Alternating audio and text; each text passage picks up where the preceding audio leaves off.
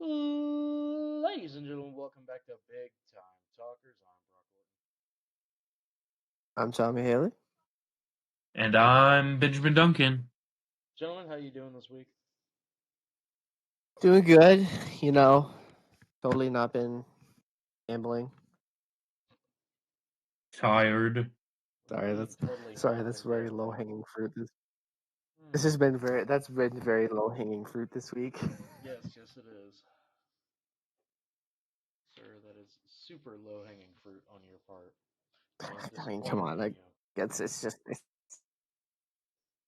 it's just right there. Anyway, it is.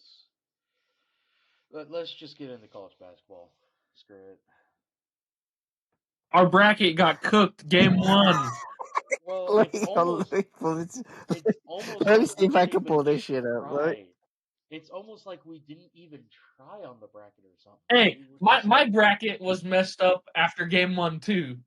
Game one messed my bracket up, too. So, I I forget, mean, what was game one? Mississippi State, Michigan State.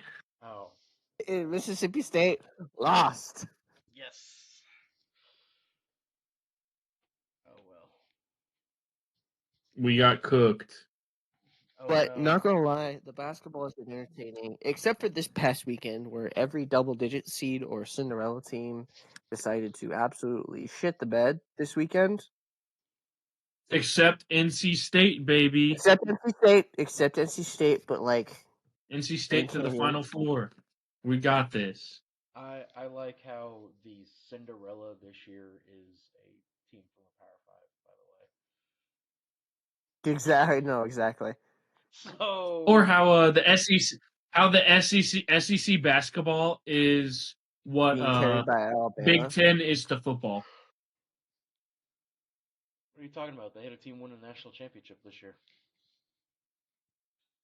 So the same's going to happen on the SEC. So it's either going to be Give me a Tennessee or second. Let me Alabama. find them. Let me find the meme. I'm pretty sure women's Tennessee lost today, I believe. Oh no, Here you go. women's basketball. Although, did anyone see the video of Caitlin Clark getting full on punched in the face? Did you guys not see that video? Yes, I did. I like the video of her dad yelling at her to shut up. I ain't gonna lie, I chuckled a little bit. That is not the same picture, Yeah. Ben. I don't think there's. Yes, it is. No. There's only 3 SEC teams left. One of them got but one of them got beat by an Ivy League school. Ben, we got beat by an Ivy League school last year. In the tournament? Yes, Princeton. Dang. That's After they beat crazy. Arizona, sir. Anyway. That's wild. They got good fundamentals. Anyway, to be fair, unlike any other year, it's been a very good March Madness. We've had good games, we've had bad games. UConn is just slapping their dick on the table because I watched their Kansas lost, even though they should have lost in round one. Yeah. Hey Ben. Yeah, they should have lost in round one. They should have lost round one. They got so fucking lucky by the refs. Refs screwed Samford. Everyone is like, why is the refs bail it? And then all the Missouri fans and all the Big 12 fans are being like, first time? First time? I like the tweet that I saw on Twitter that when it was just some, I don't know, like normal comment, like college basketball commentator. He's like, man, I can't believe the refs bailed out. Like, he was genuinely confused. Like, wow, the refs really bailed Kansas out like that? And then a Mizzou fan just responded with all the calls KU has got against Missouri. It's like, first time? Have either gotten into First time? favor or got away with. And it's just like all Mizzou fans in the bottom just going, what the hell? But, yeah, Ben. I'm Mr. Brightside.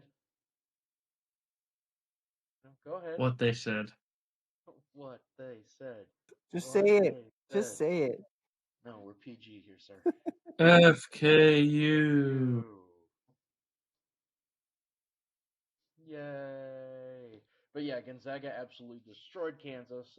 Thank you, Gonzaga. Second largest March Madness loss in KU men's basketball history. It's almost like they shouldn't have won their first game. Wow, really? Pretends to be shocked? It's almost like they, as soon as the Big 12 got some actual teams in the basketball realm, they started sucking because they had to play real teams and not bottom feeders. They had to play Houston twice this year. They lucked out one time. Then they got. I'm pretty sure they beat BYU 2 times. No, they didn't. BYU went into Allen's house and beat them. They went into. I forgot. They went into Allen to beat them in Allen. Yeah, and UCF beat them. The only team that didn't beat them that just joined is Cincinnati. Oh, by the way, Utah, Arizona, Colorado, and Arizona State all joined the all joined the Big 10 or Big 12 next year. This is like them saying it's like, oh yeah, they'd be having problems if they left the Big 12 for the Big 10. I'm like, no, they get absolutely creamed in the Big 10. They would get creamed in everything because it's almost like, shocker, they're not good at basketball. I saw a stat that said since the NIL deals have creamed. Creamed, yes, cream pied, then yes. Oh, I saw a God. stat that said since the NIL, Big Self's, and it showed Bill Self's recruiting classes before and after NIL, it's gone down. It's almost like not being able to illegally pay players to come to your school and not having that advantage and leveling the playing field immediately makes everyone go, why the hell do I want to go live in Lawrence, Kansas for 8 months? Crazy how that works. This is just like Alabama, where it's like everyone's catching up to them.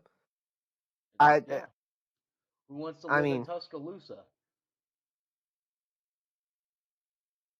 At the same token, you got like people, like I don't know, Michigan, who's thriving in it. It's Ann Arbor. It's not exactly close to any party area. So, anyway, continuing on. Gentlemen, what are our Elite 8 or our 16, Sweet 16 matchups? Our Sweet 16 matchups. Let me pull up the bracket real quick. And yeah, that might be a good idea there, Tommy.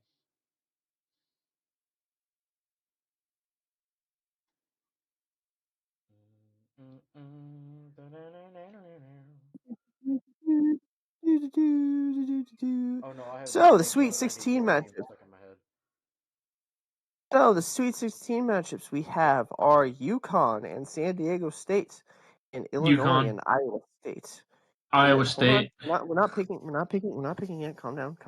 Yeah, we are. We're gonna do that as soon as you have. These are the Sweet 16 matchups in the East. So I have UConn. I have Illinois. Something about Illinois this year. No, they're covering up their star player being a rapist. I cannot choose Illinois. The most dangerous man in basketball. And then in the bottom part, in the western part of the bracket, we have North Carolina and Alabama, Clemson and Arizona. So Arizona versus North Carolina. Great. Actually, I got Clemson and North Carolina. Who's Clemson playing again? They're playing Arizona. Oh no, North Carolina. My bad. Alabama. Okay, so it's gonna be Alabama and Arizona. Cool. Oh, okay. Anyway,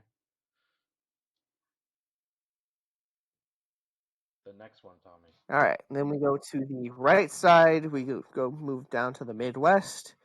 We have the number one terrorist organization in college basketball right now against Gonzaga.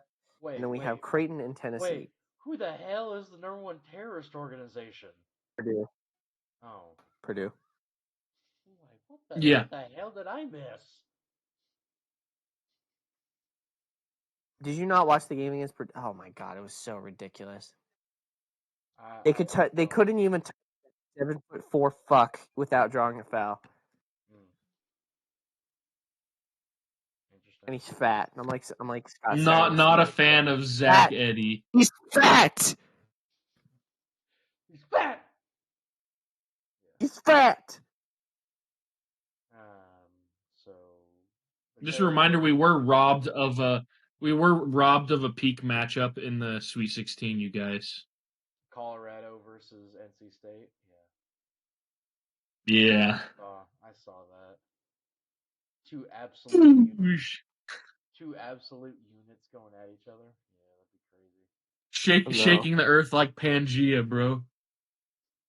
Still though, gentlemen, who will be the Elite Eight matchup in the Midwest? The terrorists. Who are those teams, Tommy? We have Purdue, Gonzaga, Creighton, and Tennessee. Creighton. I'm going terrorists and Gonzaga. I'm going terrorists and Creighton. I've got terrorists and Tennessee. You get the TNT. I think this is Creighton's best shot to win. It's gonna explode. I am being serious on this. I think this is Creighton's best shot to win the NCAA championship this year. I don't watch much college basketball, but what I've seen from them this year, I like. Now, I probably just gave them the kiss of death, and Tennessee's going to go on a run of a lifetime. But still. Congratulations. Alrighty, then we have the final part of the bracket. We have the South. 4 teams remaining in the South are Houston, Duke, NC State, and Marquette. Yes, because Houston and NC State, easy. When I think of the South, I think of Marquette, which is located in Milwaukee. Yes. Yes. Yep. Tennessee and Marquette. I have Houston and NC State. Because fuck Duke. Fuck them stupid white boys. Ben? Houston and NC State, baby. Okay. Well, I'm going Houston and Marquette. NC State to the Final Four, I'm getting the vibe, man. NC State's giving me that vibe. Yeah, you can have that vibe. I'm getting that vibe from the Big East right now. I think their Big East is going to meet each other in the Final Four. It's going to be Creighton versus Marquette. And UConn's going to... the winner of that's going to play UConn.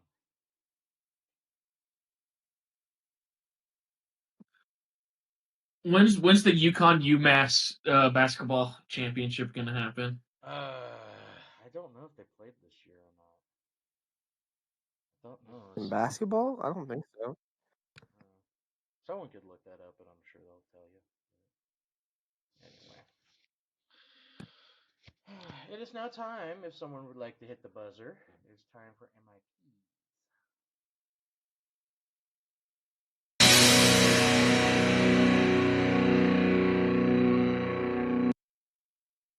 Who would like to go first? You know what? I'll go first. My most impressive.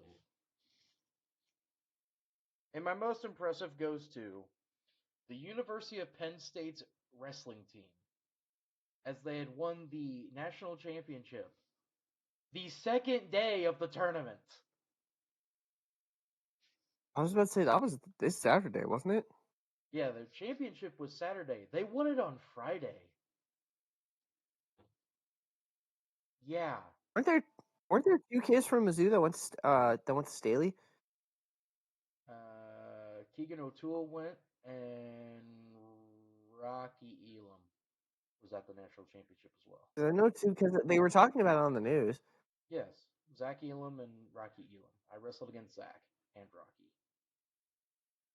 Okay. UConn and UMass have played each other in hockey. But they've played each other in hockey this year.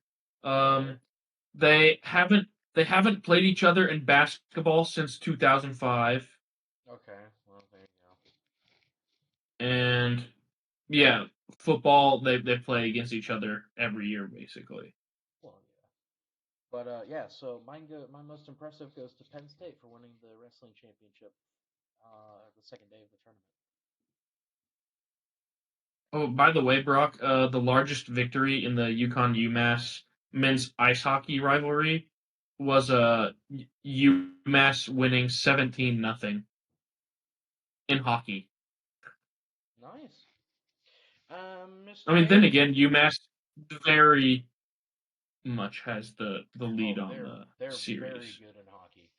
UMass hockey is insane, which we will talk about the Frozen Four here in a second. My most impressive, it was over the past weekend, the past week or so. Jack Golke of the Oakland men's basketball team. That white boy is dangerous. Homie could not miss. Did you see? I forget what game it was, but there was a one with the stats of where he was shooting from and where he hadn't missed. It was like all 3-pointers in one like layup, and that was it. Here, give me a second. I have that one picture where they put up his season stats. Dude, it's ridiculous. He had 10 3-pointers in the 80-76 win over Kentucky this past Thursday night.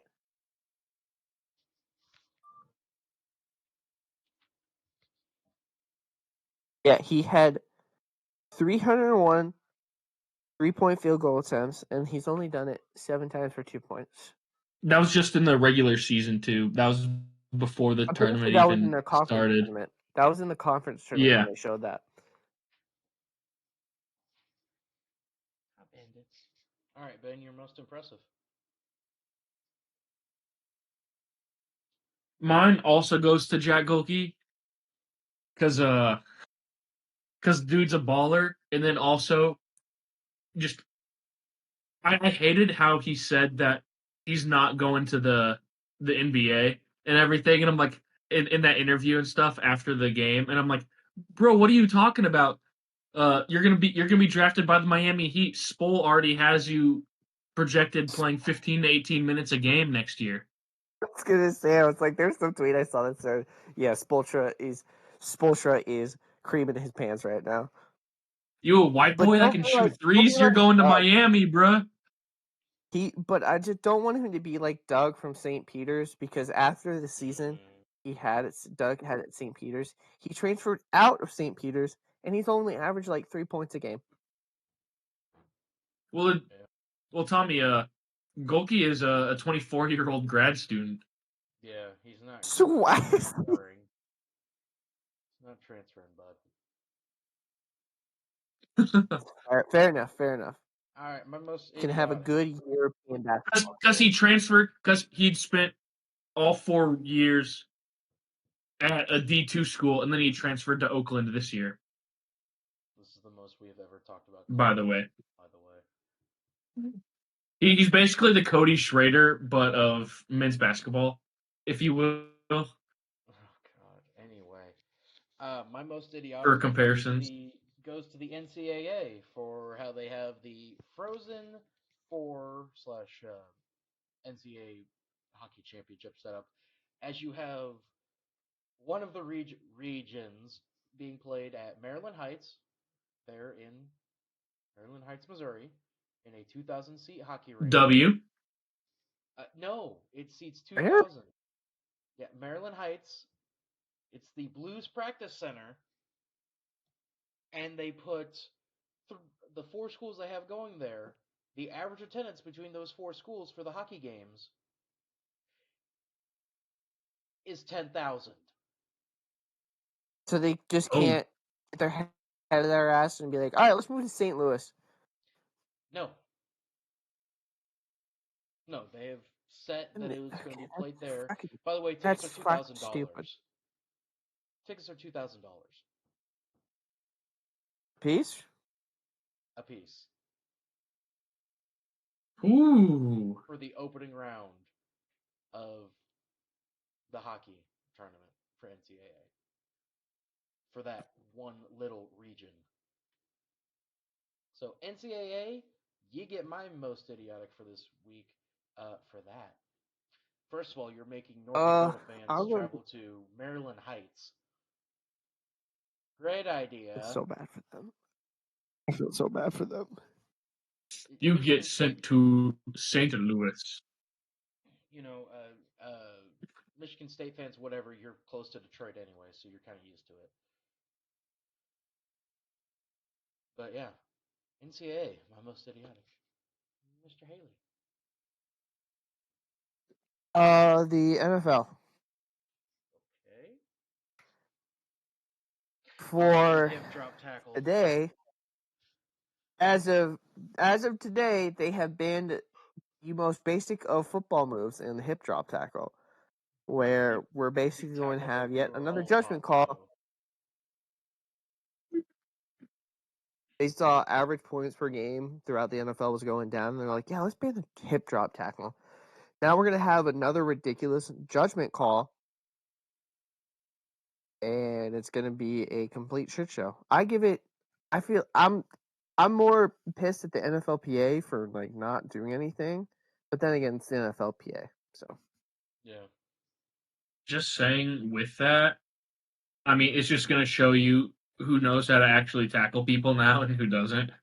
What do you mean? Derrick Henry about to go out. Derrick Henry's about to go first overall in every fantasy draft because he's going to have a 2,000-yard season again because no one can tackle him. Now, every tackle on tight ends and running backs is going to be a shot to the leg. So congratulations, NFL. You screwed yourself. The hip drop tackle was genuinely one of the most safe tackles that you could have had. It's probably the safest. It's like one of the safest tackles in all of football. Yeah. And Tommy, you were talking about the points from this season to the year prior. The point difference had gone down by 4. Yeah, they saw a 4-point dip in points per game, and they're like, "Yeah, we got to do some shit about this." Oh no! How dare defenses start doing good again? Whatever. Ben, you're most idiotic. Mine surprisingly goes to Jeep this week. Okay. As that it was made aware to me over the weekend that I saw on a post, but as I am usually very pro Jeep, yada yada, whatever, as long as it's not the girl who got her first vehicle as the white brand new first of the year Jeep Wrangler in the high school parking lot. But what we're doing here is why it's the idiot of the week is because Jeep has announced that the 2024 Wrangler will be the last edition of the Wrangler to have the V8 option, as it is being discontinued after the 2024 model. So there will be no more V8 Jeep Wranglers after this year. ¿Por qué no? Very sad. No more V8s. ¿Por qué no?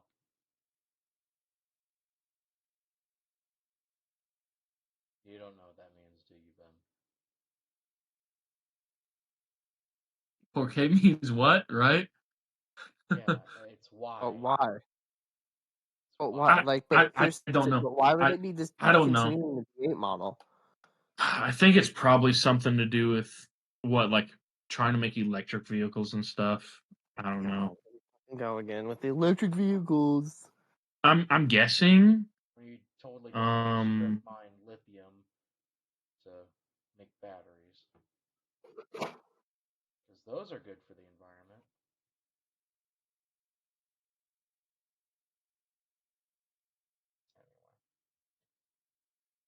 The limit. Okay, blah blah blah.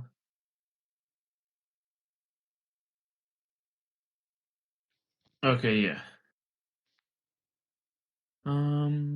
The V8 powered Wrangler went on sale in the first quarter, blah blah blah, and now Jeep is about to pull the plug. A member of the JL Wrangler forums has learned dealers have been notified about an upcoming final edition of the Rubicon 392. Blah blah blah.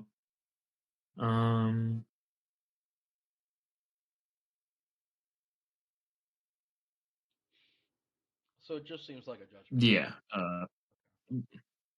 Yeah, it just sounds like it's just being discontinued for something else. I don't know.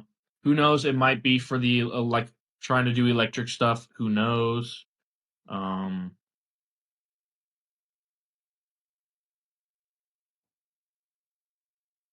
Okay, here we go. The next generation Wrangler, dubbed the J70, arrives in 2028, but is listed exclusively as an electric or plug-in hybrid off-roader. There's our answer. Well, all right then. Sad day, but it is what it is.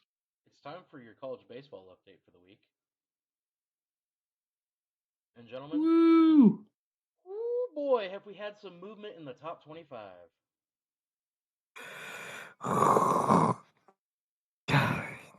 I think Florida's on a revenge tour this year. I ain't gonna lie. Florida's on the warpath this year. Sir, they're 14-9. I still think I got a vibe. They're 5 games above 500.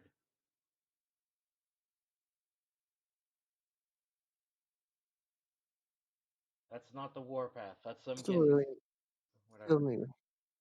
Anyway, tell me, I am currently screenshotting the current rankings, and it will be able for you to see. In the meantime, Mr. Ben, will you give us our home run leaders as it currently stands? All right. As it currently stands for the home run leaders, coming in 5th for the NCAA D1 home run leaders. In 5th, we have Virginia Tech's Carson DeMartini at 13. A new addition to the top 5 as Oregon State's Travis Bazinga has 14 for 4th place, or tied for 3rd. Blah blah blah. Tied at 14 in 3rd is Georgia Tech's Drew Burris. He's been on here for a while. Welcome back, Drew. He was off it last week.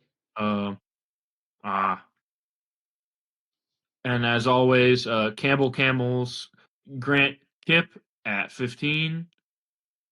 And the one and only Georgia Bulldog Charlie Condon is back on top with 17 home runs. Mr. Haley, what is that top 25 looking like, starting with the teams that have dropped out? All right. We've had some pretty major shakeups. We have about 4 teams that have just now joined the top 25 after being previously not ranked, but I will go from 25 to 1. We've had 4 that have dropped out, and I will name those 4. Yes, indeed. 18, I will get to that in a second. Oh no, I'm doing the dropouts. First one to drop out of the top 25 was number 18 TCU this week. Number 22 Campbell dropped out, not the Camels, Ben. Oh no. No.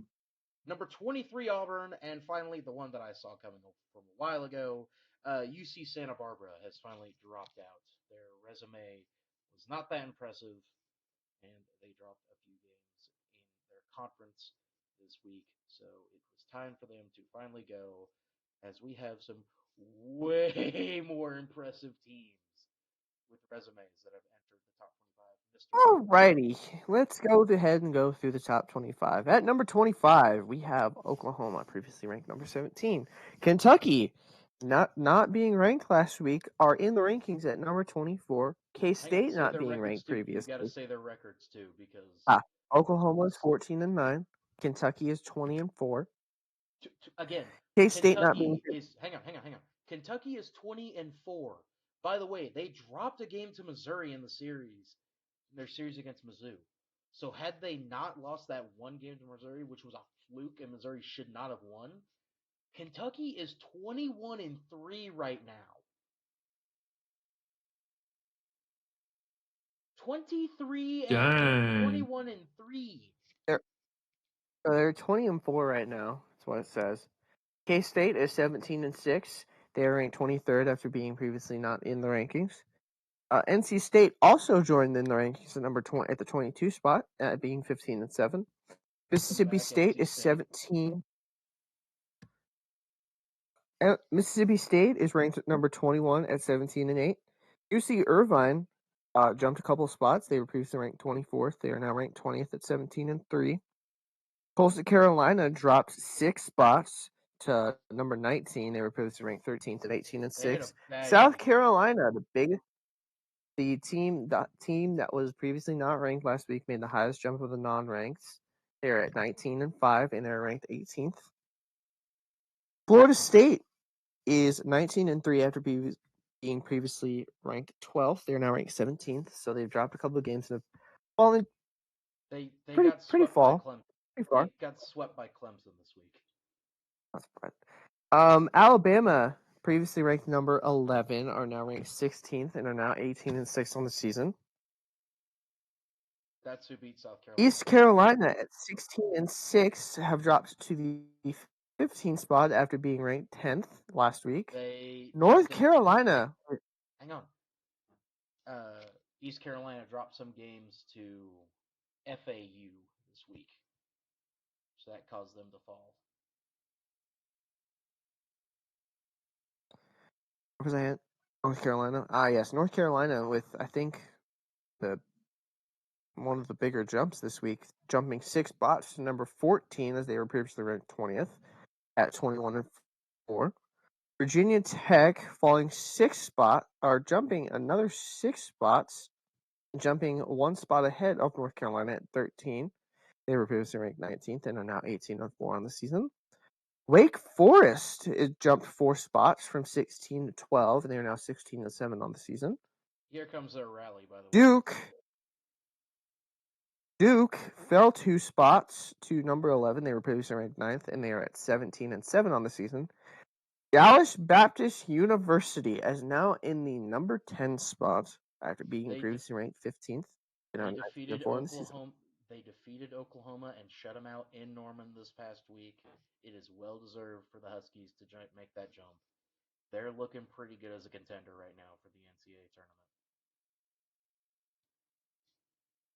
At the number 9 spot, we have Virginia, who was ranked 14th the previous week and are 20-4 on the season. LSU dropped 3 spots after losing to Florida this past weekend. They were previously at the number 5 spot and are 19-6 at the season. Vanderbilt is now number 7 after dropping 4 spots from the 3 slot. They're still 19-6 on the season as well. Florida staying rock solid, steady number 6 after beating LSU this past season. After this past series. Well, you know, and they're at 14-9. South Carolina, that'll do it. Yeah. At the number 5 spot, we have the University of Tennessee at 21-4, previously ranked 8th last week. Number 4, Texas A&M is at 21-3 after being previously ranked 7th. Number 3, Clemson jumped a spot to the number 3 at 22-2 on the season, previously ranked 4th. And then we have Oregon State at a rock solid, steady number 2 spot at 21-2, and then at number 1 for yet another week. What was this, like the third or fifth straight week in a row? Third straight week in a row. At the number 1 spot is the University of Arkansas at 19-3. So it's time to embrace debate, gentlemen. So the top 3 teams, screw it, we'll go to the top 4 teams. In my opinion, can all be interchanged. Except, I don't think Arkansas should be number 1 in the nation right now. I don't think I was about ready to say, I'm like, I don't think, I was like, Oregon State or Clemson should be the number 1 team in the country right now. I think A&M has also really got a pretty good case for that as well. Arkansas's non-conference has been lackluster, to say the best. Congrats, you swept Mizzou. And you beat Auburn in a series. That's all you've done. That's if that's your claim right now for why you should be number 1. Oh, my sweet child. Clemson the past week has done more than what Arkansas has done this entire season. Clemson has swept Florida. Oh, Tommy. They have beat Coastal Carolina. Oregon State is on the warpath. Their only losses are to Utah, who, by the way, is a pretty good team this year, And oh gosh, dang it, why am I blanking on it? Hang on, give me a second. Ben, whatever you're gonna say, go ahead. I'm in agreement. I really think Clemson or Oregon State. You might be right with A&M. I just think Oregon State should be that number one team in the country. Right? Should be in that number one spot. Okay, I will give Tommy, Arkansas I was this. They have a one-off game victory over Oregon State.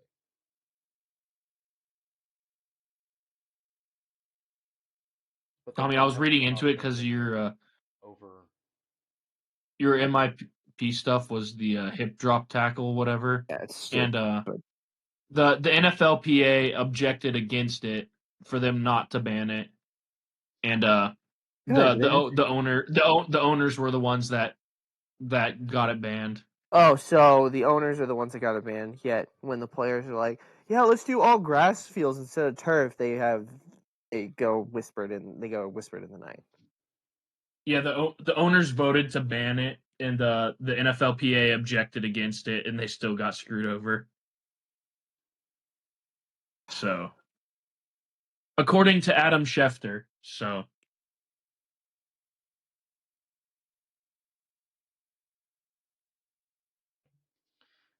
But yeah, I think A&M probably has a pretty good case as well. A&M, Oregon State, A&M, Florida Clemson should not be in the top 10. You are 5 games over 500, and you're number 6. Who have they beat? They just beat LSU this past weekend. Okay.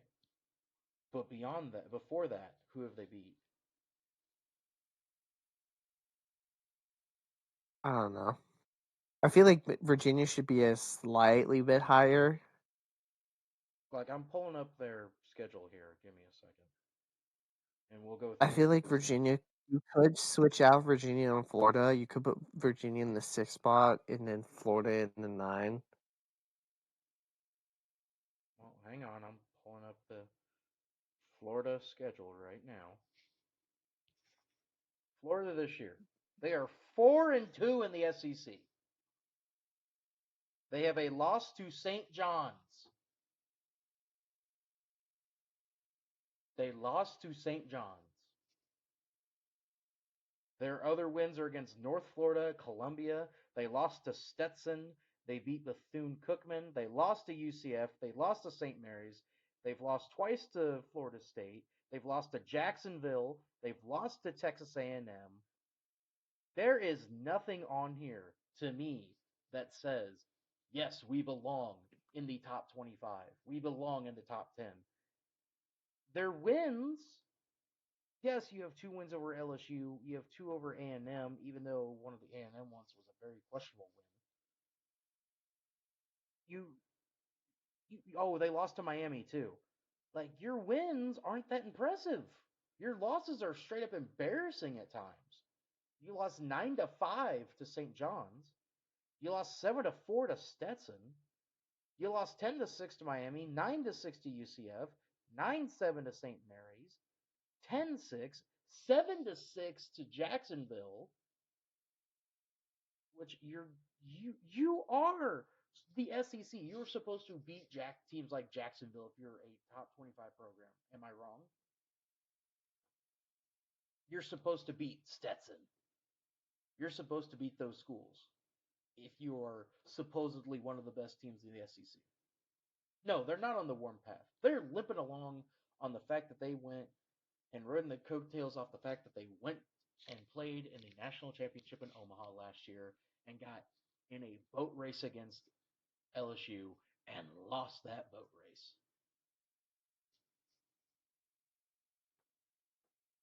Am I wrong?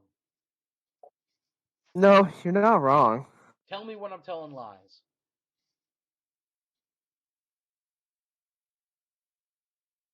Because Kentucky looks way more impressive resume-wise than Florida does.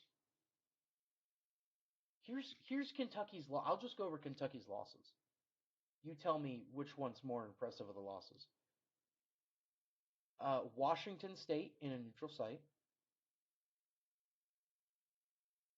They lost to Kennesaw State, who also beat Auburn.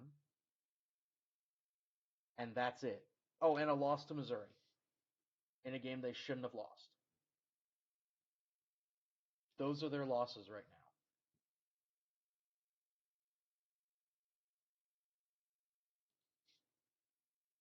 They also have wins. They swept Georgia. They beat Kansas, who, by the way, Kansas is having a pretty good year right now. We'll get to them in a little bit. But, yeah. If you ask me, Kentucky and Florida should be flipped. But that's just me. I don't know what y'all think. So.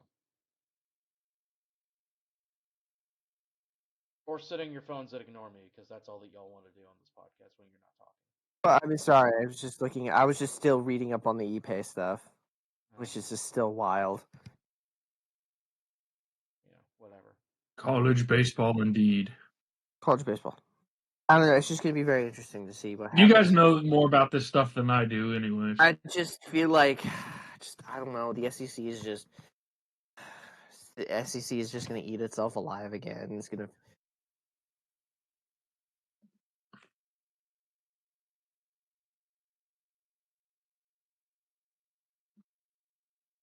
Anyway, moving on. Ben's list of things. Already? Okay. Here we go. Starting in the land of high school sports. You heard that correctly, high school. Louisiana high school state history was made over the weekend as a new squat record was set. Okay. At the high school level. Would you guys like to know? Would you guys like to guess the how heavy that squat was? I'm going to say 1,200 pounds. No. No. 697 pounds. A bit more than that, though. Okay. 900?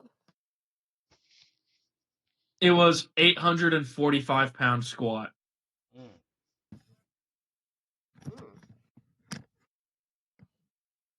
That's nuts. Then into college now. We've talked about March Madness. Crazy stuff happening. Everyone's bracket being busted before making it through the round of 64. No perfect brackets were left. Not even before the round of 64 was even over. LSU women's basketball coach Kim Mulkey threatens to sue the Washington Post, saying that the paper is planning a hit piece on her. I don't. Wait, Kim. Wait, I don't. I did not follow the LSU women's basketball at all because I think Kim Mulkey is the craziest white woman there.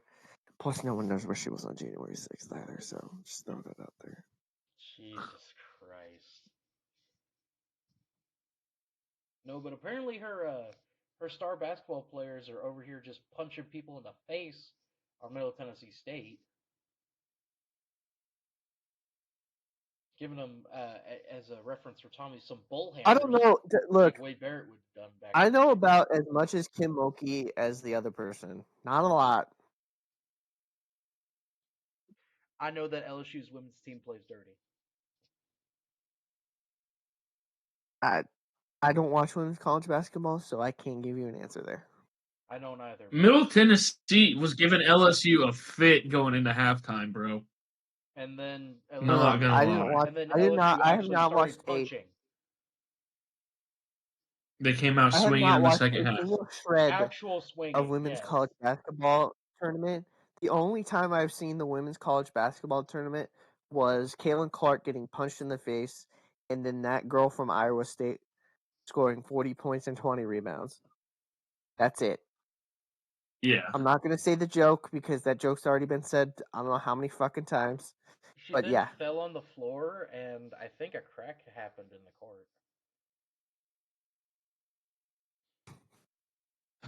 Say fucking cap. Within cap. No. But then Ohio State had two good things happen to them here recently. They died. First no being that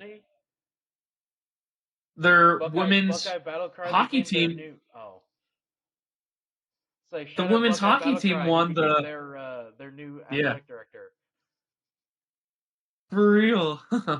But their women's hockey team won the announced Brock Gorton as their new athletic director. And then the women's team won the 2024 whatever. And Ohio State will have the first ever nationally televised spring game on Fox April 13th at noon. As my first order of business as the new athletic director for the University of Missouri, our first goal is to make Sailor Tiger the main logo. All hail Sailor Tiger. And then the last thing that we have in the college section here. The last thing we have here in the college section. Let me speak, Brock. Thank you. To finish the college section here, we have never ask a woman her age, a man her salary, or a man his salary, and a Georgia football player to drive sober. As Georgia transfer running back Trevor Etienne was arrested for DUI over the weekend. What is up with Georgia 4 months? 4 months he's been a Bulldog, and he's already. Oh my god! As just a reminder that has to be a record. In the 2023 year, 15 Georgia Bulldogs were arrested by either speeding or DUI. Jesus Christ! How do you do that? Huh? You guys give me. I need to figure something out. My grandma's calling me for something. Okay.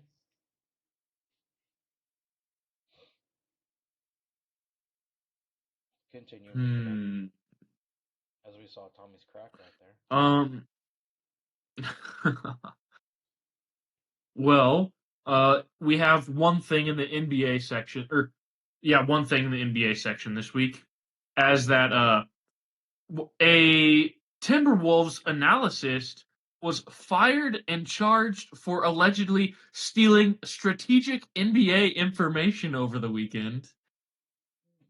I have several questions on this. What does strategic I do too. NBA information mean?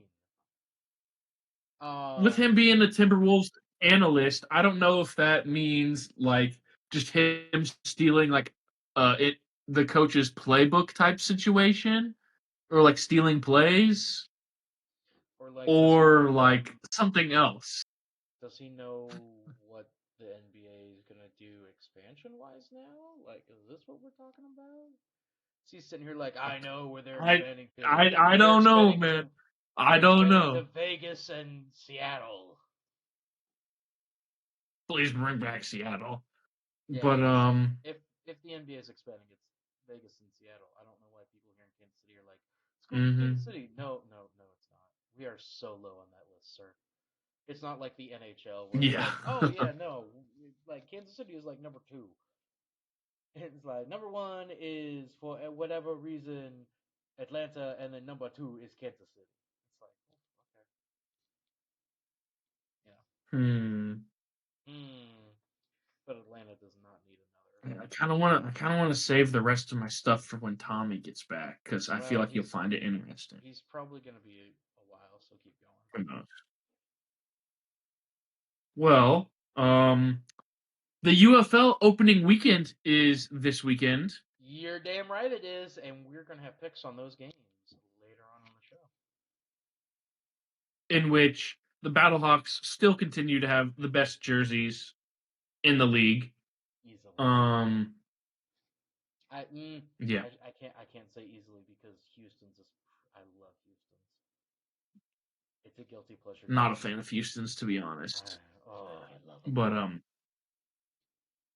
But the Battlehawks start off the season away, but the Battlehawks home opener is that next weekend on Saturday, April 6th at 7:00 in the Battle Dome.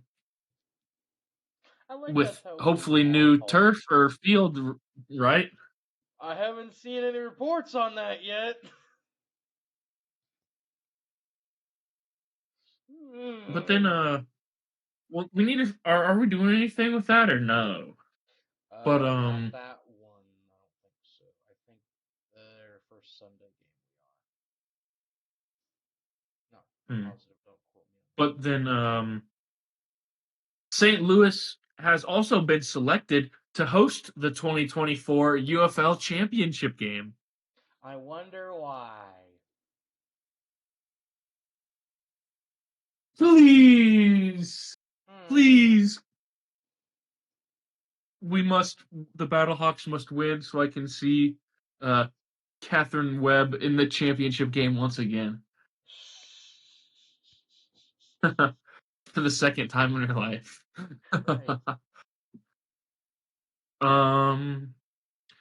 Yada yada.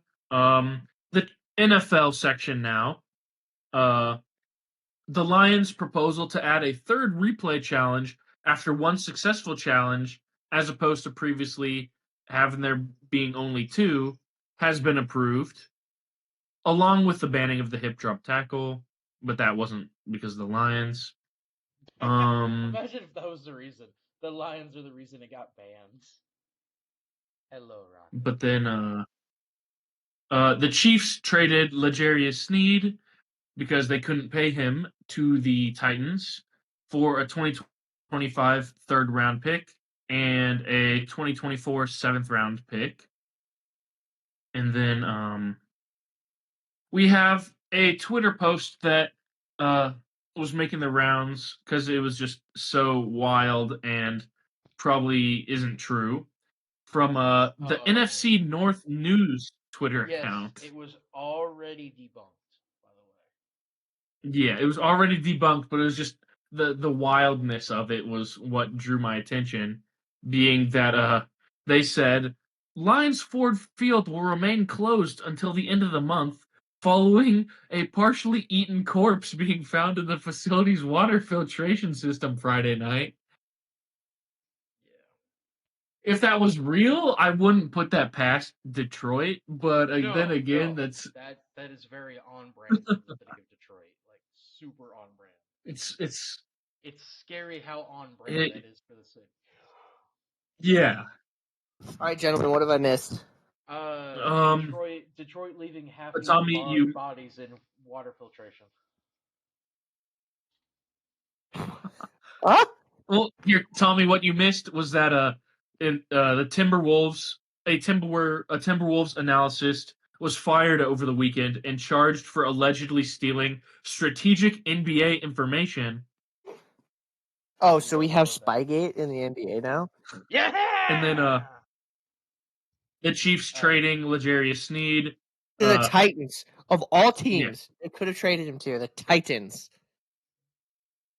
And then the tweet from the NFC North News, which was debunked, as Brock had mentioned a few minutes ago. But it's just the insaneness of it, and then it's just like it. They were saying it happened in Detroit, so none of us would be surprised. But some guy had tweeted, "What? You're missing something else that you covered and said." Besides the Lions. Oh yeah, it's opening week for the UFL. The Battlehawks home opener is next weekend, April 6th, and St. Louis has been selected to host the 2024 UFL Championship game. That's WrestleMania weekend, by the way. Yeah. Well, we weren't planning on going anyway. We were planning on going that first Sunday game that they have at home. But Tommy, the NFC North News tweet was, Lions Ford Field will remain closed until end of the month, following a partially eaten corpse being found in the facility's water filtration system Friday night. What? It was debunked. It was debunked, but it was just like, bro, how are you coming up with this? That's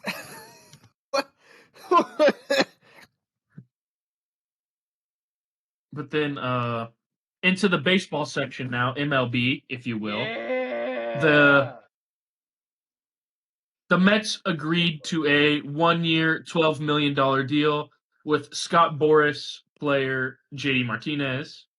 There was something I saw. There was something I saw about a tweet where it was like he was intoxicated about postseason baseball. He's addicted to the playoffs. Well, guess what?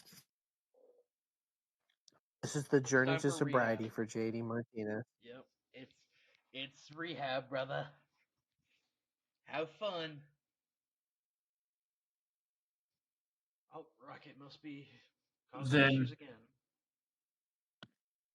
Former Royal Mike Moustakas was let go by the White Sox yesterday. Do it, Royals. Do it. Do it. Come home. Do it. Come home.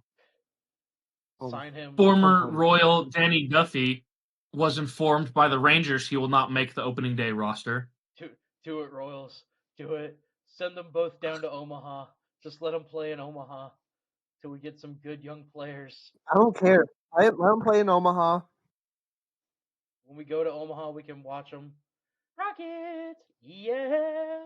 Then the baseball players union head, Tony Clark, says outside agendas are trying to oust the MLB Players Association Deputy Director Bruce Meyer.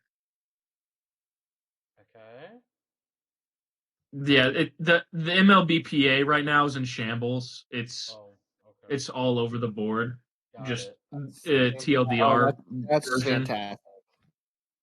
Shohei Ohtani says he never bet on sports, and that his former interpreter was stealing money from him.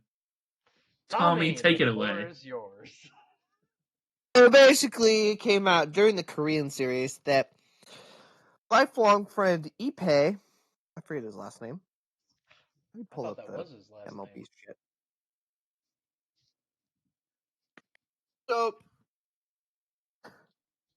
So it says, this is from the ESPN article from Alden. Shohei Ohtani intermittently reading off notes for close to 12 minutes from a packed Los Angeles Dodgers interview on Monday afternoon, said he has never gambled on sports and didn't instruct his now former interpreter, Ippei Mizuhara, to wire money from his account to pay a bookmaker.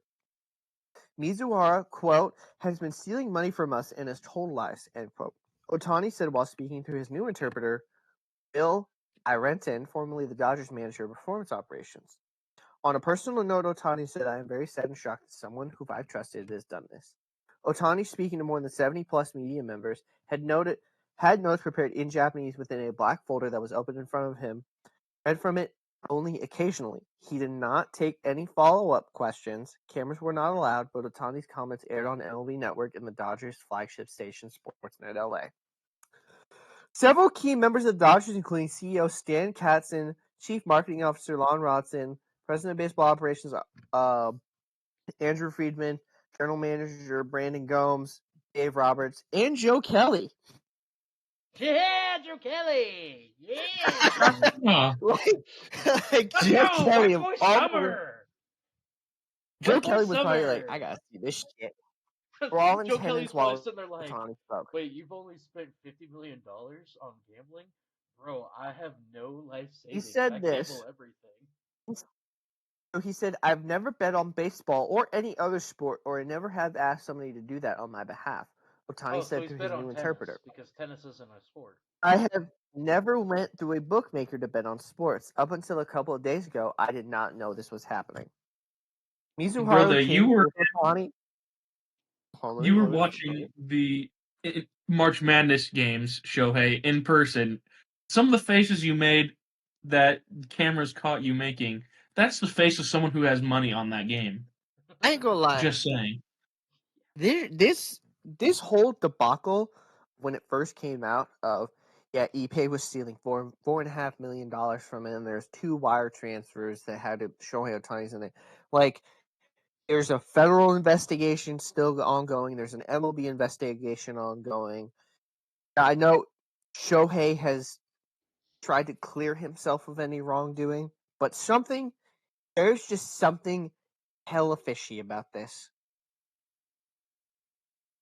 Yeah. There's just something so suspicious that it's like, did he really pay off his bookmaker? Was he that? Because if you noticed, the day before all this stuff broke out, you saw Ippei and Shohei in the dugout in Korea, chumming it up, being best buds. And then the next day, obviously Ippei's not there; they just fired him, and there was just a more somber, serious mood in the locker room because of all this stuff has happened. Something's not right. Something is not right. But I don't know. We'll have to find out. Free my man Pete Rose. Free him. Let MLB players bet on games, not MLB games, but like football and college basketball and horse racing.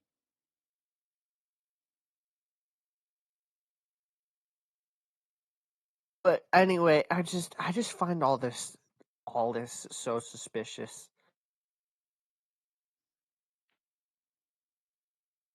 So, yeah. But that's my take on it. I feel like something's gonna come out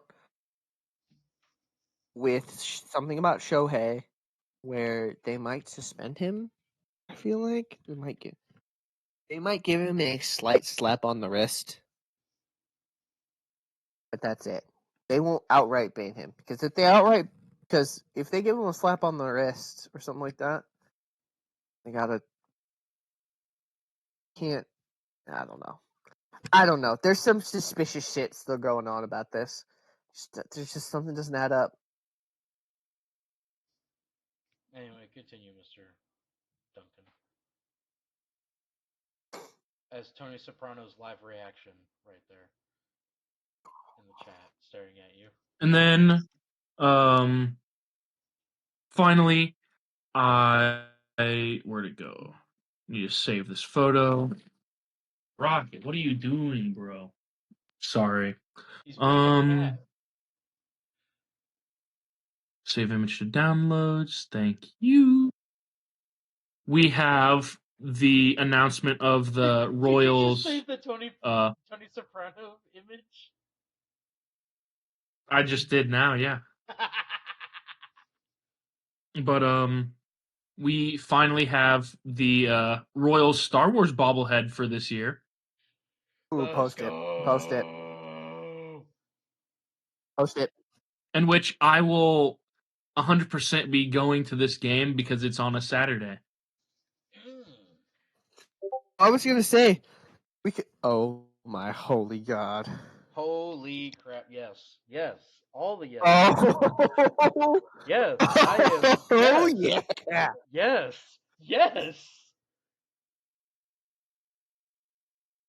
If you want to get I this thought you guys bobblehead, would have that reaction. you want to get this Bobby Witt Jr. bobblehead? Give me a hell yeah!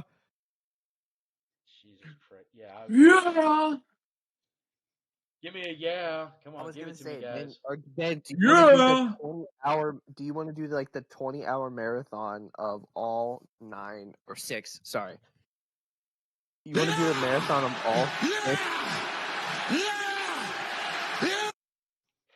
Just throwing that out there. The Phantom Menace comes out, re-releases in theaters on May the 4th, by the way. I'm definitely going to do that. Yes. No, you're not, because you're going to go to the Royals game to get that Bobby Witt Jr. bobblehead. I'm sorry. It's the fucking Phantom Menace in theaters. It's for its 25th anniversary. I'm sorry. It's Bobby Witt Jr. as Obi-Wan Kenobi. Better buy them fucking tickets now, then. Yeah. Not shit. I'm sorry, wait. Who's the bobblehead of? Hold on, wait. Bobby Witt Jr. Hold on. Jedi Bobby Witt Jr. Bobby Witt Jr. Leading off your Kansas City Royals at shortstop, Bobby Witt Jr. I can't wait to talk about the opening day preview. We give our official predictions for the Royals this year. Okay, that after Wayne. Play my music. It's after a few things. But Ben, is that all that you had? Yes, that is. That is all my things. Tommy, hit your play my music. I can't. Play my music. I can't. Ben, play my music. Ben, what is play my it? music. What music? Wayne, hit Wayne.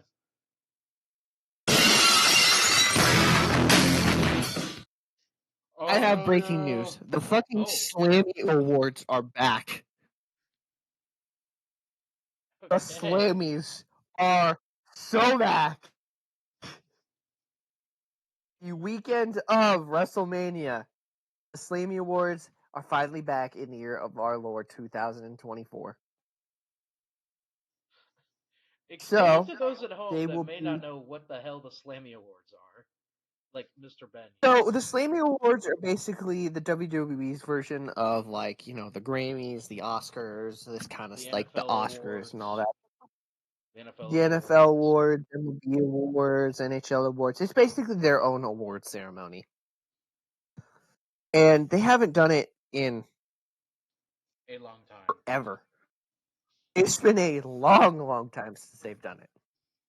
So we have categories for Female Superstar of the Year, Male Superstar of the Year, Best Entrance, Return of the Year, Faction of the Year, Rivalry of the Year, NXT Superstar of the Year, Match of the Year, OMG Moment of the Year, Social Star of the Year, Breakout Superstar of the Year. So let's just go through these right now, Tommy, because I think you've got your answer for a good portion of these. So for Female Superstar of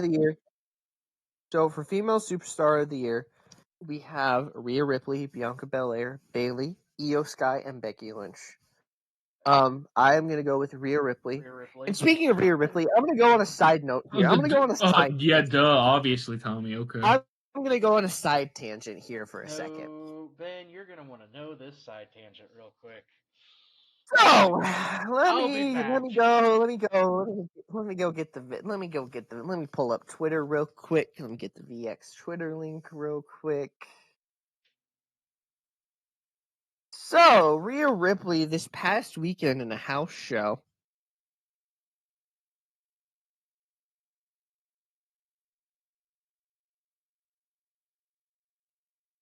Let me find it. Can I not find it?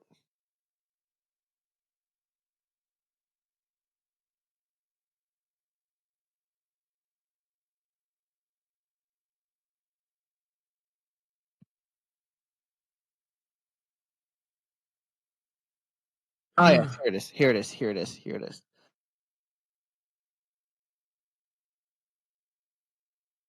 So, Mr. Benjamin Duncan, if you would go ahead and go to the general chat and look at this video of one Rhea Ripley hitting the iconic move of one Samoan wrestler, Rikishi, hitting the stink face on Nia Jax, and the internet has probably reacted to this as civilized and completely rationalized thinking. I'm just kidding. They are all ridiculously down bad for this. Yeah.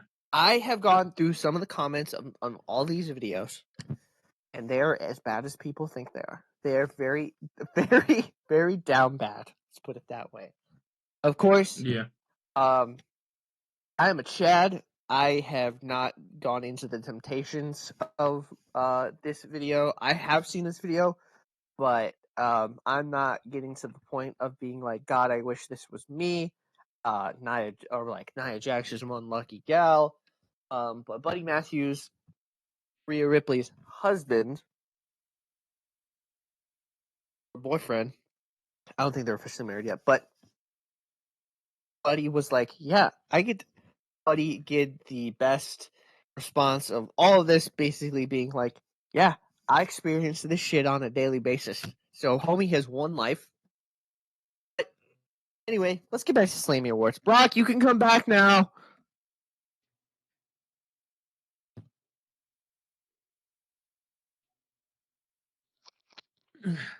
Okay. I'm done on the people being down bad for Rhea Ripley. Have you showing Ben the video?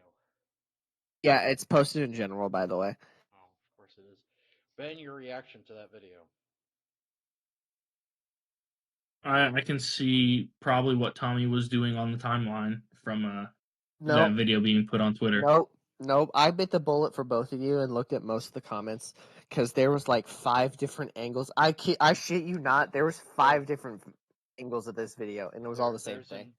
There's an insane amount of angles on that video. I ain't gonna lie, this shit got motion. It's got motion. Anyway, recoil, Tommy? Question mark. So I have Rhea Ripley winning Female Superstar of the Year. By the way, this is all fan voting. Same. So she's the only one that deserves it. Oh yeah, absolutely. I mean, you could say EO. No. But Male Superstar of the Year, the nominees are Cody Rhodes, Roman Reigns, Seth Rollins, Gunther, and Logan Paul. Adrenaline in my soul. It's definitely Adrenaline in my soul. Something. Cody Rhodes. No, I'm stealing the one from you. Adrenaline in my soul. Definitely fucking Cody Rhodes. We have Best Entrance nominees are Cody Rhodes, Roman Reigns, Bianca Belair, Seth Rollins, Rhea Ripley, Becky Lynch, Dwayne, and Dominic Mysterio. Adrenaline in my soul. Definitely fucking Cody Rhodes. I don't know, man. Dwayne's entrance that he's done is pretty good. The shit going, like this arena going dark and then the fucking lightning bolts. That's just... that was pretty good. Whoa. We have Return of the Year. We have CM Punk. Dwayne. Nia Jax is somehow on this list of nominees. Randall Keith Orton and Naomi. It's CM Punk.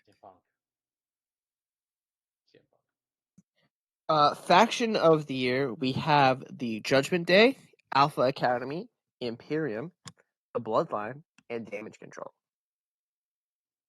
Alpha Academy. Thank you! I would like for it to be Alpha Academy. I think it's going to be Damage Control. I don't know. It might be the Bloodline. I wouldn't even Rivalry. We have Rivalry of the Year. The nominees are Seth Rollins and Drew McIntyre, Dominic Mysterio and Rey Mysterio, Bianca Belair versus Damage Control, Roman Reigns versus Cody Rhodes.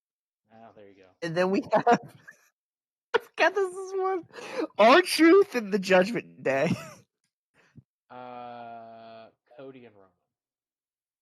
I think for the fun of it, I think it's going to be R-Truth and the Judgment Day. Because some of the stuff that they've been doing is downright hilarious. Man. NXT Superstar of the Year. Braun Breaker. The nominees are Ilya. Hold on, let me go through the other ones. Ilya Dragunov, Carmelo Hayes, Laya Valkyria, Tiffany Stratton, and Braun Breaker. I'm agreeing with you. It's Braun Breaker. Wait, you're telling me our boy ain't on it? What? Not look like it. What the hell? He got robbed then. Then yeah, it's going to be Braun. You have Match of the Year. Well, actually, hang on. Tiffy's on that list. She might win. I do not see his name on this list. Tiffy? Oh, Tiffy? Oh, Tiffy might win. Yeah, Tiffy might win. It's Tiffy time. Match of the Year candidates for WWE in the Slammies. We have Bad Bunny and Damian Priest in the San Juan Street Fight in Backlash 2023. Yes, Ben. That was a match that happened. Is that correct? Yes, you Bad Bunny, who has a concert here in Kansas City at the Sprint Center on Tuesday, March 26th. Yes. I think you mean to say Bad Bunny, the professional wrestler. Yes, Bad Bunny, the professional wrestler who wrestled in Puerto Rico and is undefeated, except for an elimination in the Royal Rumble. But that's okay, whatever. We have Roman Reigns and Sami Zayn in Elimination Chamber 2023. Not gonna lie, that match actually was pretty decent. Yeah, that match hummed. Gunther and Chad Gable on the September 4th episode of Monday Night Raw. as a purist of professional wrestling, that is my pick. The Asuka, Bianca Belair, and Charlotte Flair match at SummerSlam 2023. No. And then Charlotte Flair and Rhea Ripley at WrestleMania 39. No. For wrestling purposes, it's Gunther and Chad Gable. Yeah, that was just a masterclass in professional wrestling from the Ring General. And then OMG moment of the year, we have Rey Mysterio punch. We have Rey Mysterio punching Dominic Mysterio on the March 24th episode of SmackDown. Okay. CM Punk returning to WWE at Survivor Series 2023. CM Punk did not mean to make that rhyme. Io Sky cashing in Money in the Bank at SummerSlam last year. The Rock slapping Cody Rhodes at the WrestleMania XL press conference. Okay. Hold on, I'm not done. Damage Control turning on Bayley on the February 2nd episode of SmackDown. And then we finally have Cody Rhodes slaps The Rock on the March 8th episode of SmackDown. Okay, so we have 3 strong contenders here. We got the slaps, and then we got CM Punk. I gotta go with The Rock slapping Cody at the press conference because that was the powder keg that started. That was like the powder keg that really set off this feud. I'm not gonna lie. I'm gonna go with CM Punk again. I'm gonna go with The Rock slapping Cody. And Ben, what are you going with? I'm going with whatever The Rock is in. So there's 2 different options here: him slapping somebody, or him getting slapped. Him slapping someone. Yeah, him slapping. Okay. All right, and then we have Social Star of the Year. We have Grayson Waller, Logan Paul, Drew McIntyre, Chelsea Green, and Liv Morgan. It's Drew McIntyre. This man is a certified hater.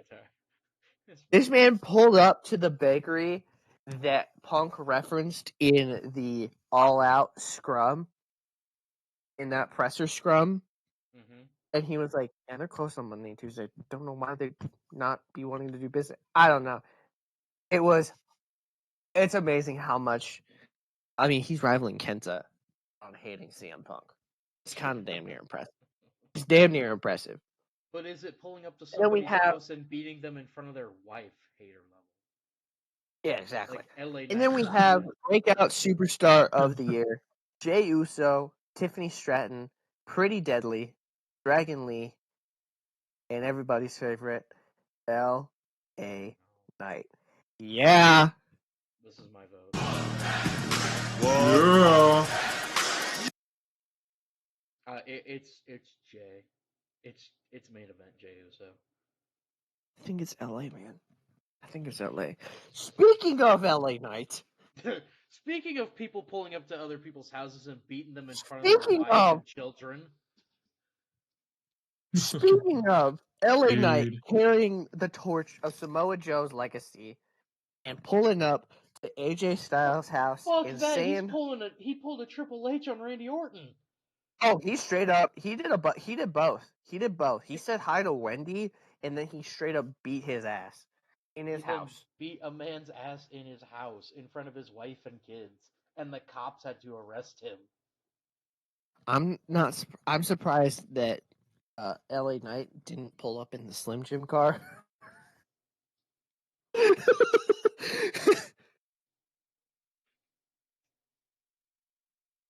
But yeah, fucking LA Knight pulled up to AJ Styles' house, Triple H style, and beat the shit out of him. In a wife beater. In a wife beater and everything. In a wife beater and boot cut jeans. Yeah. Yeah. And I think Tim's. I'm not positive, but I'm pretty sure he was wearing. Oh yeah, homie wears Tim's like it's no one else's. So again, some Ben, other paint things picture for you. You have seen LA Knight. We have shown you him. Yes. in a wife beater, boot cut jeans and Tim's, pulling up to somewhere in very rural Georgia, and whooping a 5'9" white guy with a beard and long hair's ass in front of his wife and children, and cops have to show up and arrest him. And again, remember, this is all happening while LA Knight is wearing motherfucking Timbs and bootcut jeans. So, we're going to go away from AEW. What? We're going to go away from WWE. We're going to go all the way to Uganda. Oh, hell yeah! So, there's this Ugandan wrestling, like, what's it called? Like, Ugandan Wrestling Association or Alliance or something like that? Something like that, yeah. That was Ashley, by the way, just walked by. But anyway, not a stranger that just walked there by is a heel. There's Dude, a heel. I love this so much. It's called Soft Ground Wrestling, so it's called SGW. So they don't have a ring, by the way. So they're trying to get funding for the ring, which I think they've gotten it. I don't know. But there's a heel or a bad guy in this wrestling alliance or association where his angle is he is a white guy.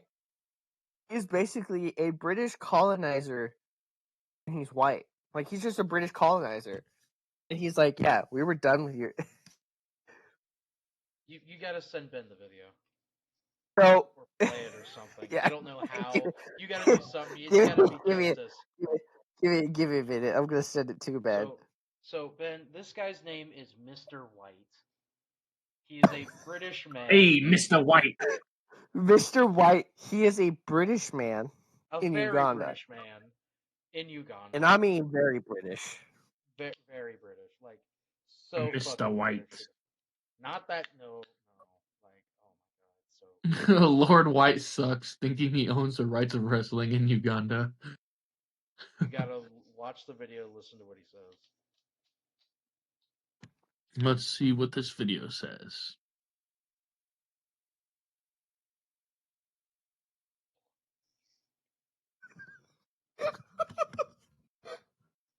I'll watch the video.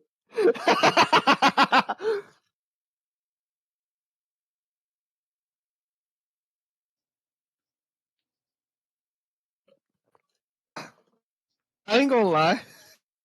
Did you watch the video yet? Yeah. Okay. So, what'd you think? Simple angle in wrestling too. Dude, I know it's kind of. I know some people be like, "This is so outdated and shit," but it's perfect. It's literally perfect. It's literally perfect. So yeah, Ben, there you go. That is soft ground wrestling, where they have an evil white character. They have an evil white British colonizer. Anyway, back to professional wrestling. That is professional wrestling. What are you talking about? Back to WWE, AEW stuff. This is something Brock sent me the other day. So America. On April 6th, AEW Collision on April 6th, Saturday, is currently set to air at 11:30 p.m. Eastern Standard Time, following the NCAA basketball game, largely avoiding going head-to-head with WrestleMania 40 Night 1. 3.5 hours late than the show's regular time. Yeah, they'd get murdered if they went up against WrestleMania.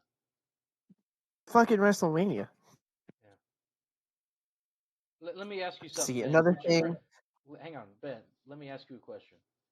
Would you rather watch The Rock wrestle or some random dudes jump around in their pajamas? Oh, The Rock. Thank you. So, by the way, The Rock is wrestling at WrestleMania. He's gonna blow. That's cool. Dude's gonna take one buckle bomb and his shoulder's about to be ready to go reduced to atoms. I want you and Ben to watch WrestleMania together this year. You should. That'd be fucking awesome. Ben, would you be down for that? When is said thing? Saturday, not this. Saturday, April 6th, and Sunday, April 7th. I don't know. We'll have to see. Tommy. Well, I mean, 100%. Technically, I mean, we're all gonna go to the. Oh, never mind. We're all gonna go to what? Oh, that's in May. I don't know why I said April. Yeah, but Tommy, I am 100% joining you for a live stream for WrestleMania Part 2. Do it at Ben's house. No, you've got house. I don't have a house. I mean, apartment. You want to drive 30 minutes south? I mean, I have before. Yeah, fair enough. So anyway, I hate to say this, but Ronda Rousey, good fucking riddance. Man, I felt like her career tanked after she joined WWE or whatever. Oh, it did. She was popular for about a year or two, and then it just took a straight nosedive. All right, so here's one thing. A year. Like 3 months. She had the match where she killed Stephanie. So on the 20th of March, she comes out and says Ronda Rousey states she doesn't intend to ever return to WWE and calls the company a shit show from the never before told live singing or signing. Well, I got news flash for you, Ronda. This shit show that you called is probably the most popular it's been since, I don't know, 2008. Since like before the Russian era. No, this is we're basically in the second. We're basically in the second renaissance of the Attitude Era, kind of. No, we're not. This is Ruthless Aggression Era because we actually have good wrestling happening.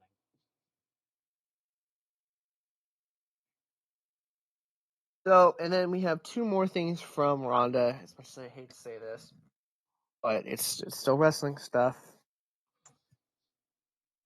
And it says, according to Ronda Rousey, Charlotte Flair versus Rhea Ripley at WrestleMania last year wasn't supposed to go as long as it did, but Charlotte, quote, threw her big dick on the table and said no, end quote. Quote, they weren't supposed to go that long. The whole time, the referee is telling them to go backstage, and Charlotte threw her big dick on the table and said no. We were going to do this awesome fucking match, and that's what the women are dealing with. They're not allowed to show how fucking amazing they are because, the crowd's going to be tired for the guys' match and afterwards. That's bullshit. Well, I'm saying right now, out of all the women's matches that were on WrestleMania on the card last year, that was by far the most entertaining match. Oh, yeah. By far the best match. But it's kind of funny that people are starting to realize that Charlotte's throwing her family's name around just for backstage politics. What are you talking about? I don't blame her. Woo!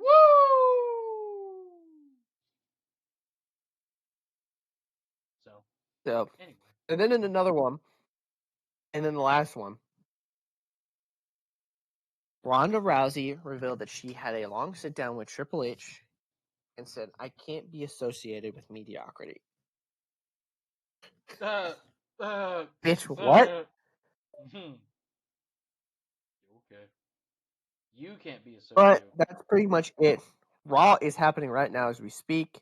I will talk about that next week because, oh boy, there's a lot of stuff that happened this week. It'll be your go home for WrestleMania. Yeah, pretty much. It'll pretty much be, yeah. Yeah, I'm coming back, motherfuckers. Yeah. So, yeah, my go-home show will be next week. It's gonna be me and my big face and also my dick. Yeah. And if I don't do it, you're all fired. But yeah, that's all I got this week. Ben, it is now time for everybody's favorite game in the world. Who he play for? Who he play for? Oh, where's it at?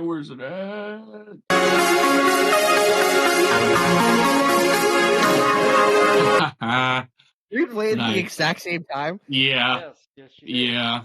Anyway, go ahead, Mr. Ben. Who is our player this week is a two-time All-Star,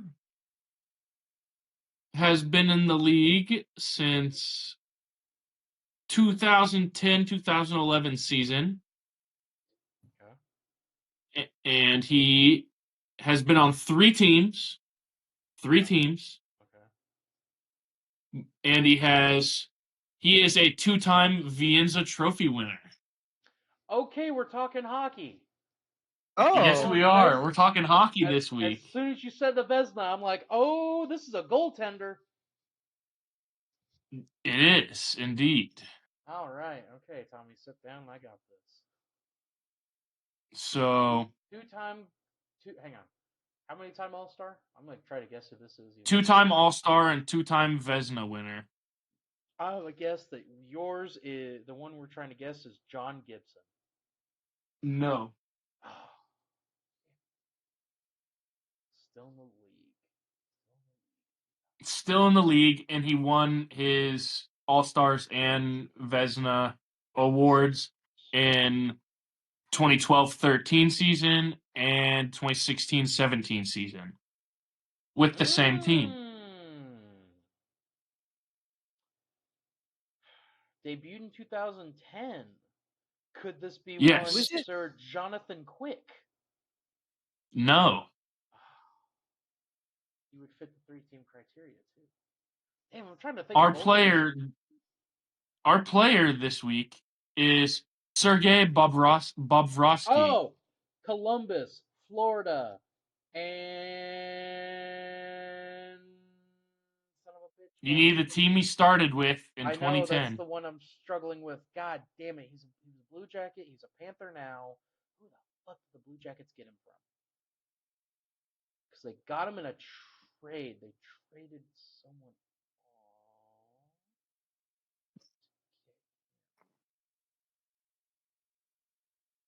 Tommy, some help. I'm trying to think. Chicago? No. But you're not too far off. What team? So what team do we have? Columbus and. You have Columbus and Florida. So he got traded to Columbus. Right, Ben? Yes. Yeah. So now I'm trying to think of who would have been a playoff contender and because what year did he get traded? That's going to help me out a little bit. It would have been the 2011-12 season. He got sent to Columbus 2012-2013 season. Okay. So this would have been a playoff team and no, they wouldn't have made sense. They had a decent enough goaltender at the time. Toronto? No, it would not have been Toronto. Too far north. Yeah. Too far north? Okay. Yeah. How about... We're looking for east of... what was the team that you had said last, Brock? Chicago. Yeah, east of Chicago. So, I'm going to throw this name out here because they would have been the Western Conference at this time because a certain team hadn't moved yet. Is it the Detroit Red Wings? No.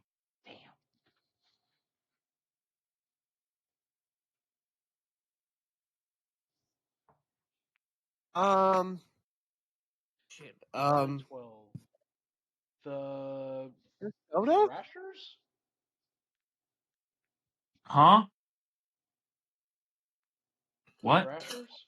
I said Minnesota. Neither. That's not east of Chicago, bud. East of Chicago. Oh, it's east? Yeah. And I already said Detroit and now Atlanta. Carolina? Nope. Too far south. Jersey? No. New Jersey is pretty close.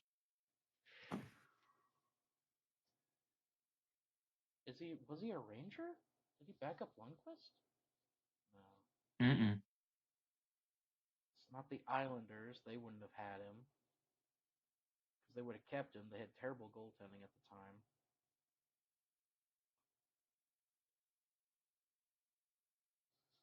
Buffalo had Ryan Miller, and he was still pretty good in his prime, but they wouldn't a playoff team in 2011 and 12, so they wouldn't have traded him off.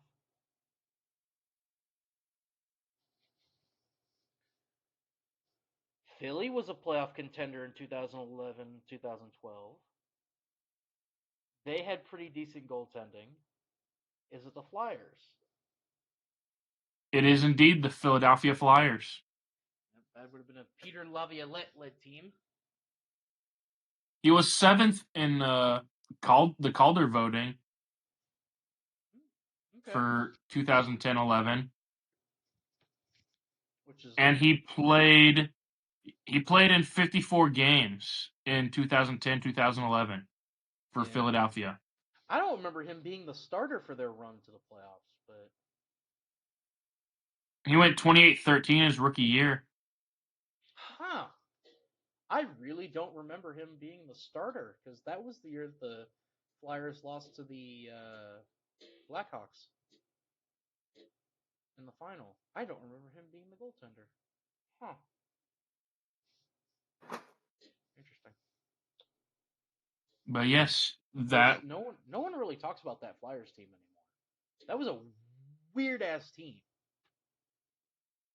Just a random team out of nowhere, because then they fell off the face of the earth pretty much. Yes. Can't really say that. They went back to the playoffs the next year, and then because they got Wayne Simmons, who carried them for a while.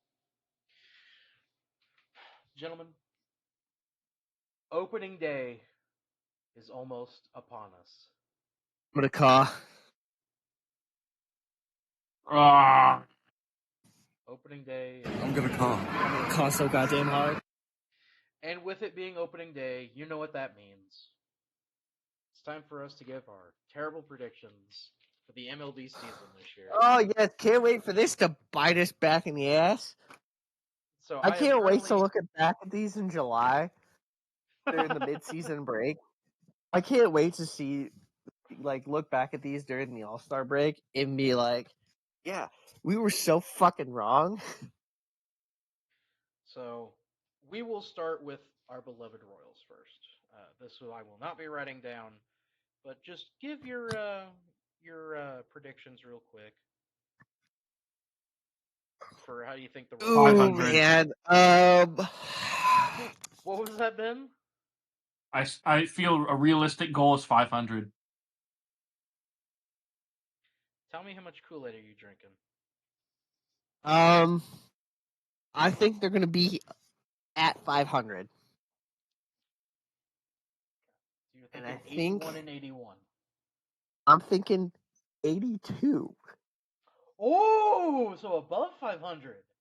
I think they're going to finish a game above 500 this year. Well, that's 2 games above 500.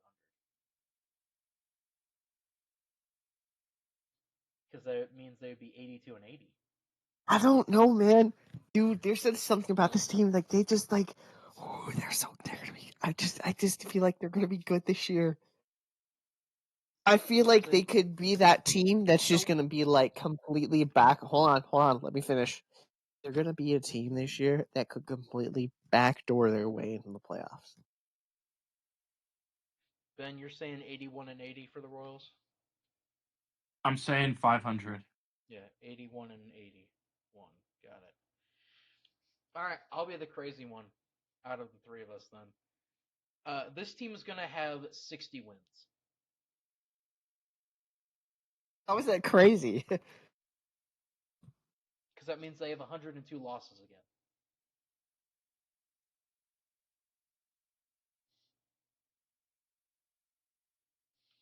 I say that with also sitting here in the back of my mind and going, I think this team's probably also going to win the AL Central this year.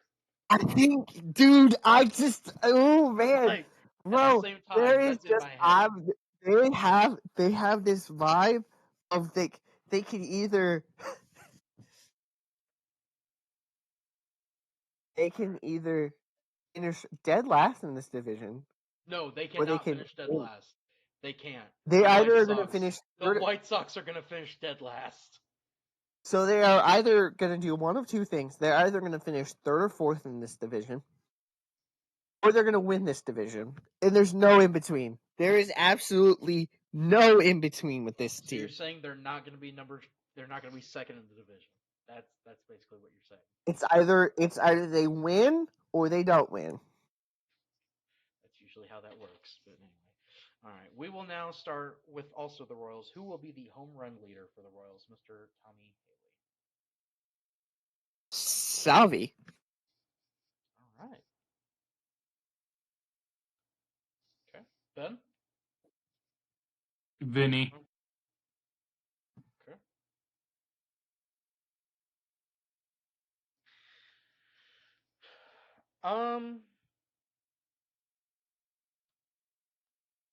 God, Vinny's a fucking good one.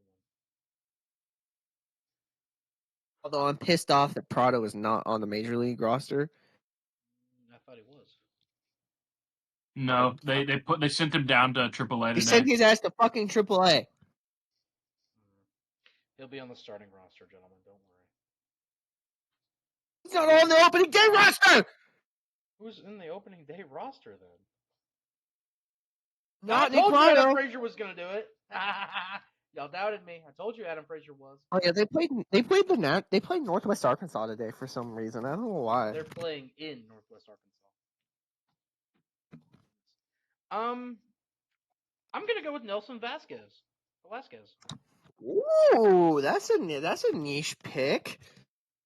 He was on fire, hitting the baseball last year. I think he's gonna do it again this year. All right, who's gonna lead the team in wins this year?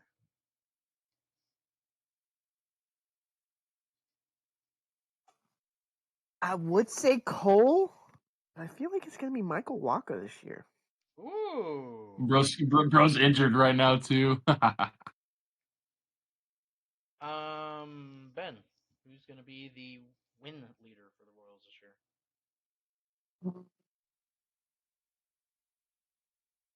Why am I forgetting his name right now? Because all in my head. Know. I just got a vibe. There's just I got a feeling. Oh, Brady. Oh. I like how we all think Cole could be the one, but like. I don't know what y'all are talking about. I'm saying Cole is. I really hope. I just want Cole to be consistent this year. Part of me also is thinking maybe Seth Lugo, but I think he's going to be traded. So, all right, who's going to lead the team in losses?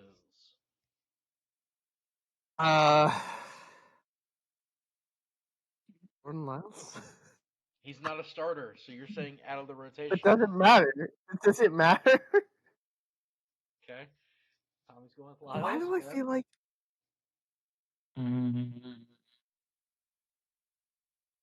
We're gonna go with.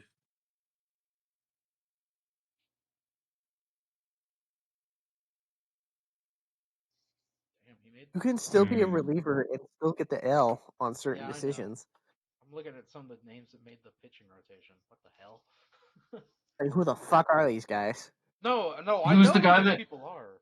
Who's the guy that took the number 5 from Lyles? Because Lyles was going to be 5, but who got the 5 spot over him? Yeah, thank God Jordan Lyles is not getting that. You think Alec Marsh is going to have the? I don't know. It's probably going to be one of the relievers, bro. It's probably going to be one of the relievers. Not going to lie. So it's going to be Jordan Lyles. You're going to go Jordan Lyles. Got it. I guess. I don't know. Taylor Hearn. I don't know why. I think Hearn's going to lead the team in losses this year. Stolen bases. Bobby Witt Jr. I agree with Tommy. I wrote Booby. If he gets enough playing time, which I think he will this year, I'm gonna say Markel Garcia.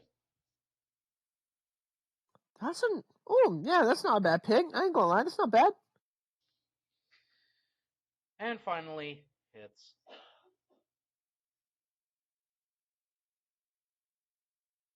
Vinny. Ooh! In hits? In hits. You're going Vinny. I'm going Vinny. Wow. Mr. Ben. What was the section for again? Who's going to lead the Royals in hits? Maikel Garcia. Oh! Ooh.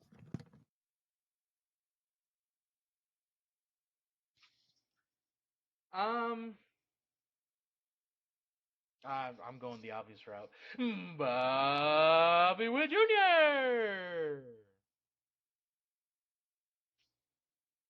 And finally, who will be the most improved?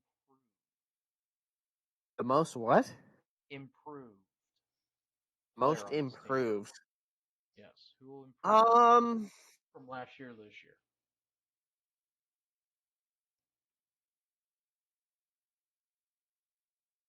They have 5 outfielders on the roster, by the way. Most improved. Although at the same time, MJ Melendez can play in the infield, so I'm gonna say most improved. I'm gonna go with MJ. Okay. Tempted to say like Nick Lofton or something. I would. You know what? I don't think he's gonna see the. He's not gonna see the field. I don't think he's gonna see a playing time. I don't think he's gonna see a lot of playing time. I think he will because he's. Hey man, with the threat to Michael Massey's starting position, bro. What are you talking about? Michael Massey didn't make the starting roster. Yeah, that's another person that did not make the opening day roster. And I'm fucking pissed off about that one too. I told y'all who was gonna make it, and y'all didn't want to believe me. Wait, so who's starting second? Adam Frazier, like I said he would. Anyway, most improved Ben. Leave him alone. Could Jordan Lyles get most improved from going from 20 losses to 10? Well, you said he's gonna. Okay. I'll give you that. I'll give you that one. All right. Or fine. whatever, 27 losses, however many gosh dang losses he had last year. I'll give you that one. I will give you that one. That was a good one. That was. So mine's gonna be a little bit of a weird one because y'all aren't gonna understand it. I do. Ooh, it could be. Oh, I could say Kyle Isbell. I don't know. Who knows? I don't think he's. Oh, that would be a good one, dude. He's starting opening day. No, he's not. No, he's not. No, he is not. Ben, here are the current outfielders for the Royals right now: Darian Blanco, Kyle Isbell, MJ Melendez, Hunter Renfroe, and Nelson Vasquez. Well, Bobby can play outfield. Nick Prado can play outfield. Nick Prado can play outfield. Nick Prado or Lofton. Nick Lofton. Garcia. I'm sure Garrett Hampson could probably do the same thing. Like Salvi, I don't know. Why not? Salvi cannot play. I am sorry. I love Salvi to death. Homie is going to die if he plays outfield. Stick him in right field. But no, he's not starting.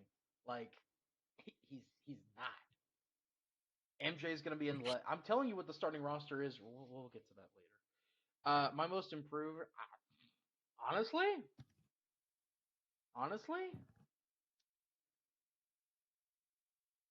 I think it's going to be Marsh.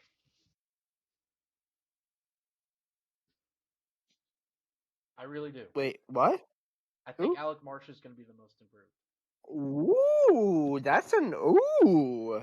I think he's going to solidify himself. He had an all right. Ooh, that's Jordan Lyles. I don't want Jordan Lyles. Don't scare. Bro's typing out Jordan Lyles while he says Alec Marsh. No, I'm not typing. I'm writing it. See, they're written on this paper here. You can see it. There you go. He had a little bit of a rough year last year. I think part of that was due to the fact that he was coming out of the bullpen for a lot of it. When he finally started starting, he did not look terrible. So I think that's the thing. He didn't look terrible. So I think there is room to improve, and I think he is going to improve. I think he's going to be the most improved. He's still young. He's 25. Like, he's got time. But all right. So to review, for the records we have for the Royals, Tommy has them going 82 and 80. Ben has them going 81 and 81. I have them going 60 and 102 because I am a doomsdayer. Home runs. Tommy has Salvi. Ben has Vinny. I have Velasquez. For wins, Tommy has Waka. Ben has Brady. And I have Cole. Losses, Lyles and Hearn are the only names that we have on here. For stolen bases, Tommy and Ben both have Bobby Witt Jr. I have Markel Garcia. Blanco is also my sleeper on that one as well. He's a very good speedster. For hits, Tommy has Vinny. I have Bobby, and Ben has Markel Garcia. For most improved, Tommy has MJ Melendez. I have Alec Marsh, and Ben has Jordan Lyles. Because when you hit rock bottom, there's only one way to go, and that is up.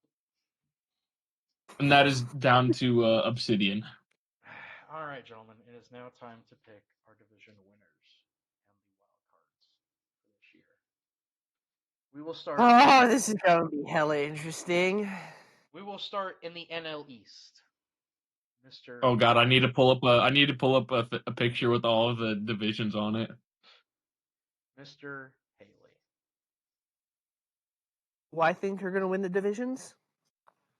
Yes, we are starting in the AL East. The AL East. I'm going to go with Baltimore. Okay. Baltimore. That's the sexy pick or whatever that everyone's going to say. But I feel like that's the only right answer at this moment. The AL West. The AL West. It's a bloodbath division.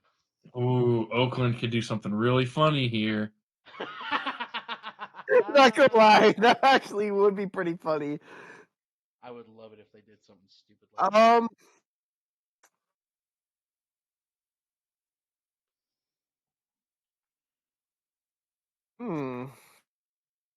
I need an answer here, gentlemen. Houston. Okay. Trash can bangers. I need it written down as said that way. Oh, okay. Hang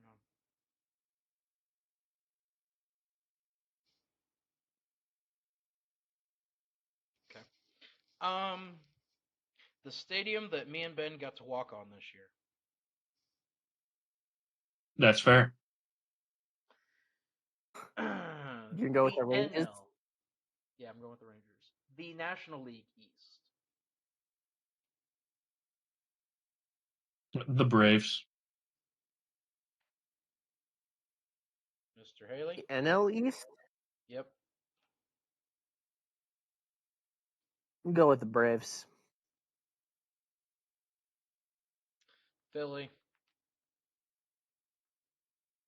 The NL. Really? The NL Central.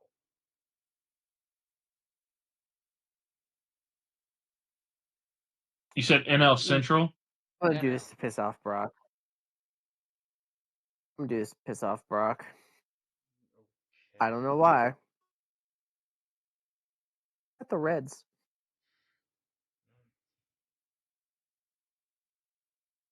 Mr. Ben? I'm going with the Cubs. Of course you are. Hey, just saying, Seiya Suzuki has been on a tear all spring training.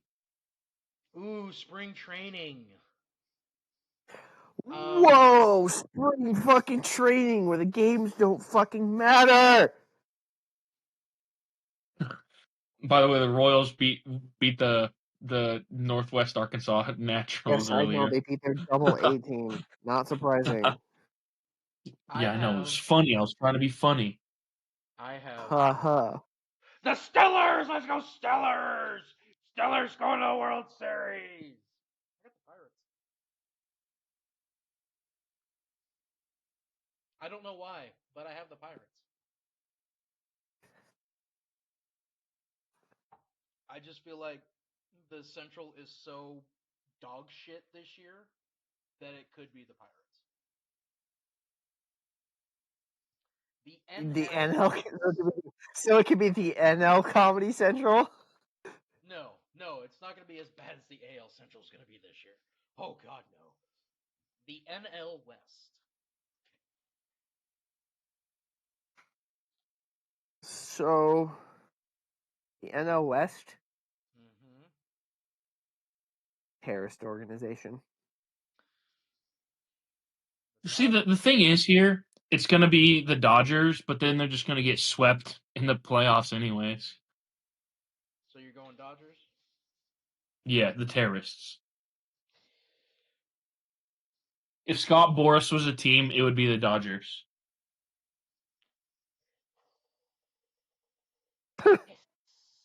Oh, the Los Angeles Gamblers, my bad. Gentlemen, I hear a rattle going around here. I don't know about y'all. I wanted to, but see, the thing is that the Dodgers are going to get swept by the Diamondbacks in the playoffs again. I think the Diamondbacks are going to win the division. The wild cards for the NL. So to review, Tommy, this is who you have winning the divisions: Atlanta, Cincinnati, and the Dodgers. Okay. So who are your wild card teams? Philly. Okay, hang on. Philly.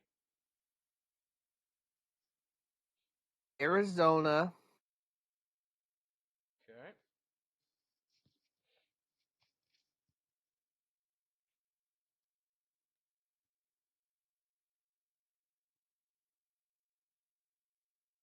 And Pittsburgh. Okay. Then to review your division winners, you have Atlanta, Chicago, and the Dodgers. Mm-hmm. So And who are your wild cards? my wild cards are Philly, Arizona, and San Francisco. Ooh. Okay. Think some necromancy is going to be going on in the Bay Area? Black Devil match is Yeah. going to be happening in the NL in the Bay Area. All right. Yeah. It's an even number year, you guys.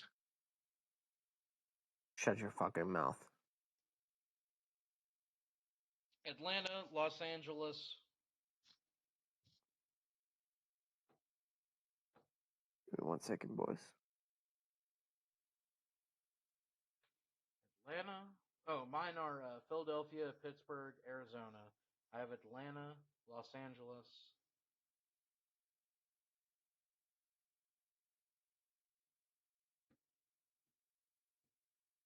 God, I've got like 3 teams going through my head right now, and they're all from the Central.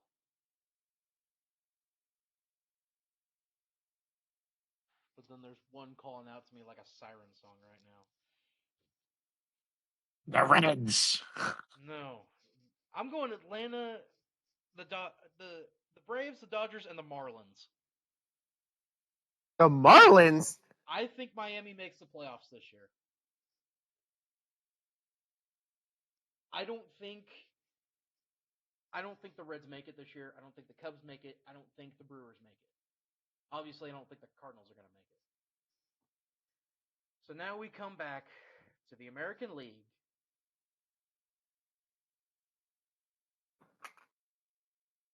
Gentlemen, your picks for the AL Comedy Central. Bro, there's only two options.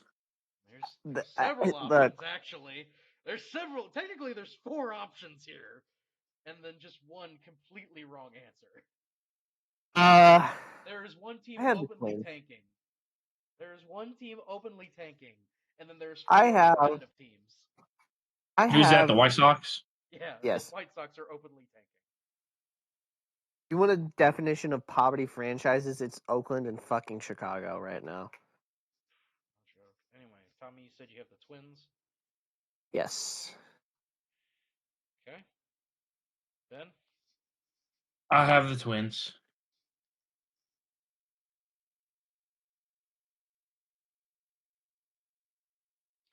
My winner of the AL Comedy Central with a 60-102 record. What? You think it's gonna be that bad this year, homeboy? I think it's gonna be that bad this year. I think it's gonna be that bad in the Central. Because tell me one team that right now stands out to you as having no issues whatsoever. That are none. All these teams have issues, but catastrophic issues. Name one team in the Central that doesn't have a catastrophic issue, if not multiple. The Twins. I don't know. I haven't watched the Haters Guide yet. I haven't watched the Haters Guide to the MLB season yet, so I haven't really seen what. The Twins cannot stay healthy. Cleveland can't get any sort of hit production or anything. And fucking Detroit? Detroit's Detroit. Come on. They're snake bit. You know that. Plus, they have, like, no pitching whatsoever. Chicago. The Royals?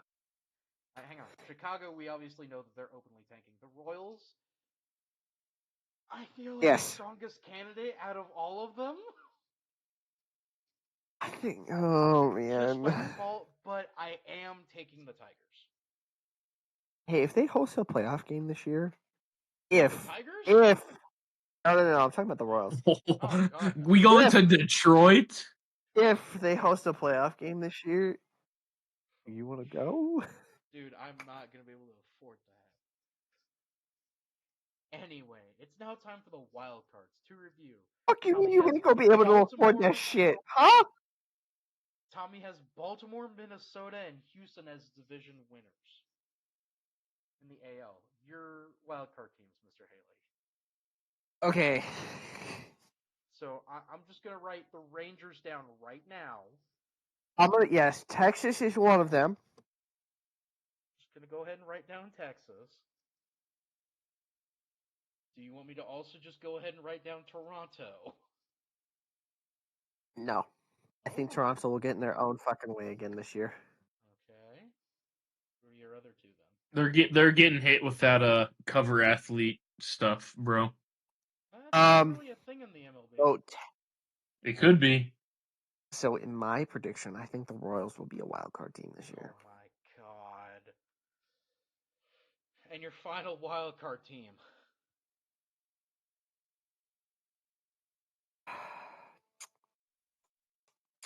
Seattle. Okay. Ben, you have the same teams as Tommy: Baltimore, Minnesota, and the Trash Can Bangers. And my wild cards are Texas, Seattle, and see, now this is where it gets tough. Okay. We're gonna go Tampa. I have Baltimore, Detroit, and Texas. So obviously Houston is on my list. I can't believe you have fucking Detroit winning this fucking division. They have the least holes in that ship. Now, what do you mean? What do you mean? They have the least holes. They have the least amount of holes. Okay. Name one thing that Minnesota did this year, this offseason, to shore up anything.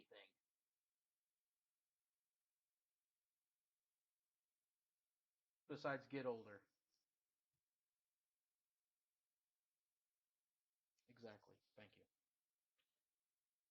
Now, with that being said, I also have y'all are gonna hate me for this. I have the Yankees. The Stankies. I think the Yankees are making the playoffs this year. Oh. Yeah, they're gonna be a wild card team. They're gonna make Brock, the playoffs this year. the Kirk Cousins jersey on sale now. Oh. My other wild card team. It's not Seattle. It's not Tampa. Because we can't have nice things. I'm going Boston.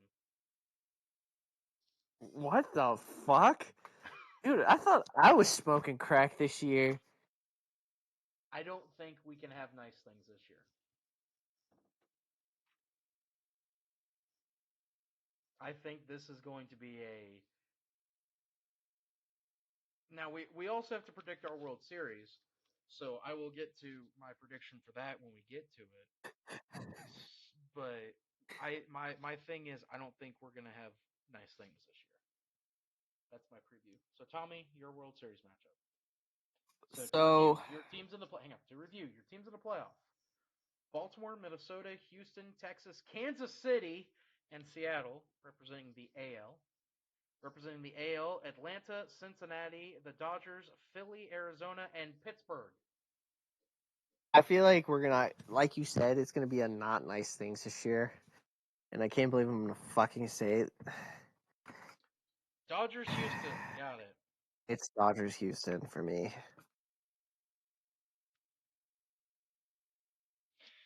Ben? What are we voting on? It's the World No, Series. who are our World Series going to be? I So cannot believe Ben, I these are fucking your current teams that you have in the playoffs. You have Baltimore, Minnesota, the Trash Can Bangers, Texas, Seattle, and Tampa in the AL. The NL is Atlanta, Chicago, the Dodgers, Phillies, Diamondbacks, and Giants. Let me guess, because it's an even year, you have San Francisco in the World Series. No. Oh. Oh boy. Oh God, let me pull this back up. I can't wait for him to say Chicago is going to meet Houston in the World Series. Or Minnesota. God, that'd be a terrible matchup. Oh my God, that sounds fucking cursed.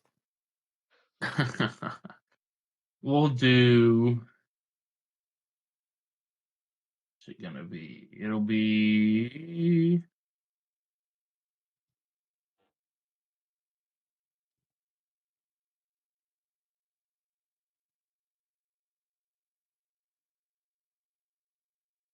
Hmm. 5, 4, 3, 2, 1. Need the answer now. All right, Philly and Philly, Texas. I like one of your picks in there. So, like I said, I'm going the doomsday scenario. To review, my teams in the playoffs are Baltimore, Detroit, Texas, Houston, New York, and Boston, Philly, Pittsburgh, Arizona, Atlanta, the Dodgers, and Miami. Now, Tommy, who do you think my doomsday scenario is from the NL? I don't know, Houston or LA. You're wrong. I don't have either one of them making the World Series. I'm going for the doomsday scenario that you didn't know existed. Oh, don't put the fucking Yankees in there, bro. Phillies, don't put Yankees. Don't. Ah! Ah! Because we Can you can't say that have again? nice things. Like, can you say that again? Phillies, Yankees, World Series.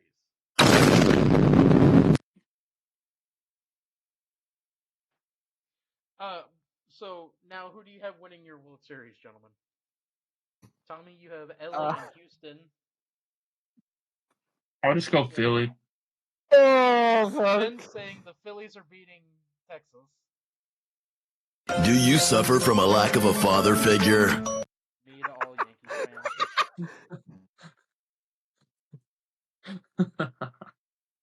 Tommy, Wait, where's the Vine Boom ad, Not Tommy? picking Do we have Phillies that? Yankees for the World Series. Oh, brother, this guy stinks!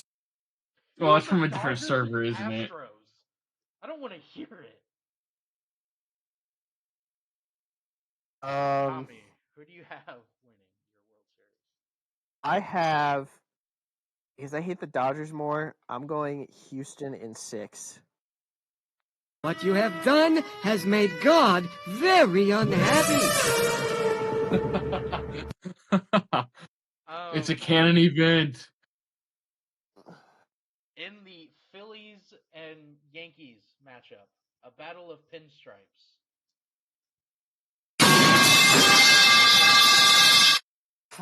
I fucking hate it. I don't give a shit. No, mine's the most logical one. Yours is just a fucking crack shot, my guy. Yankees making a fucking World Series. Yeah, Shut okay, up, bro.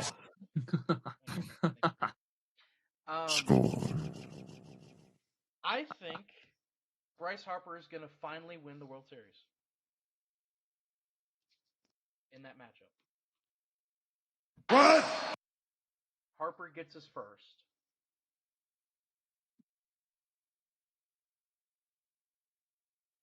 Nice. Because I think the Phillies beat the Yankees in 5. Legalize nuclear bombs. Yes. Send it straight to the short porch. It's now time for Ben's 3 things. Bees make honey. Okay. Huh? That's now Ben's intro there. Okay. All right, number 1 on my list of 3 things. Bees make honey. No.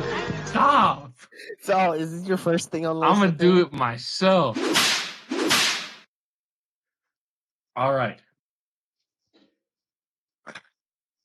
We're going. Number 1 on my list of things this week is Hollywood and their movies recently.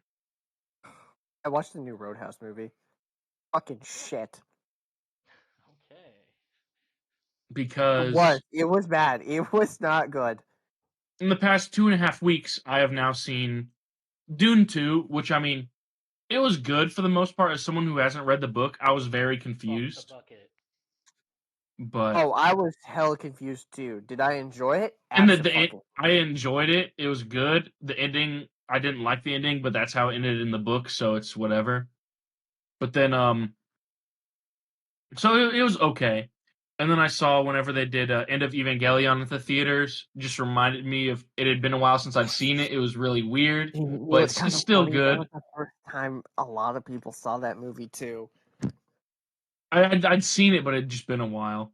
But then we got the Matrix 25th anniversary, which I'd never actually seen the Matrix all the way through. I'd only ever seen parts. So I also saw it that was my first time seeing it in completion, like from start to finish. Yeah, because I didn't know anything about the aliens or whatever. I didn't know anything about all that, so that was cool getting to see that for the first time.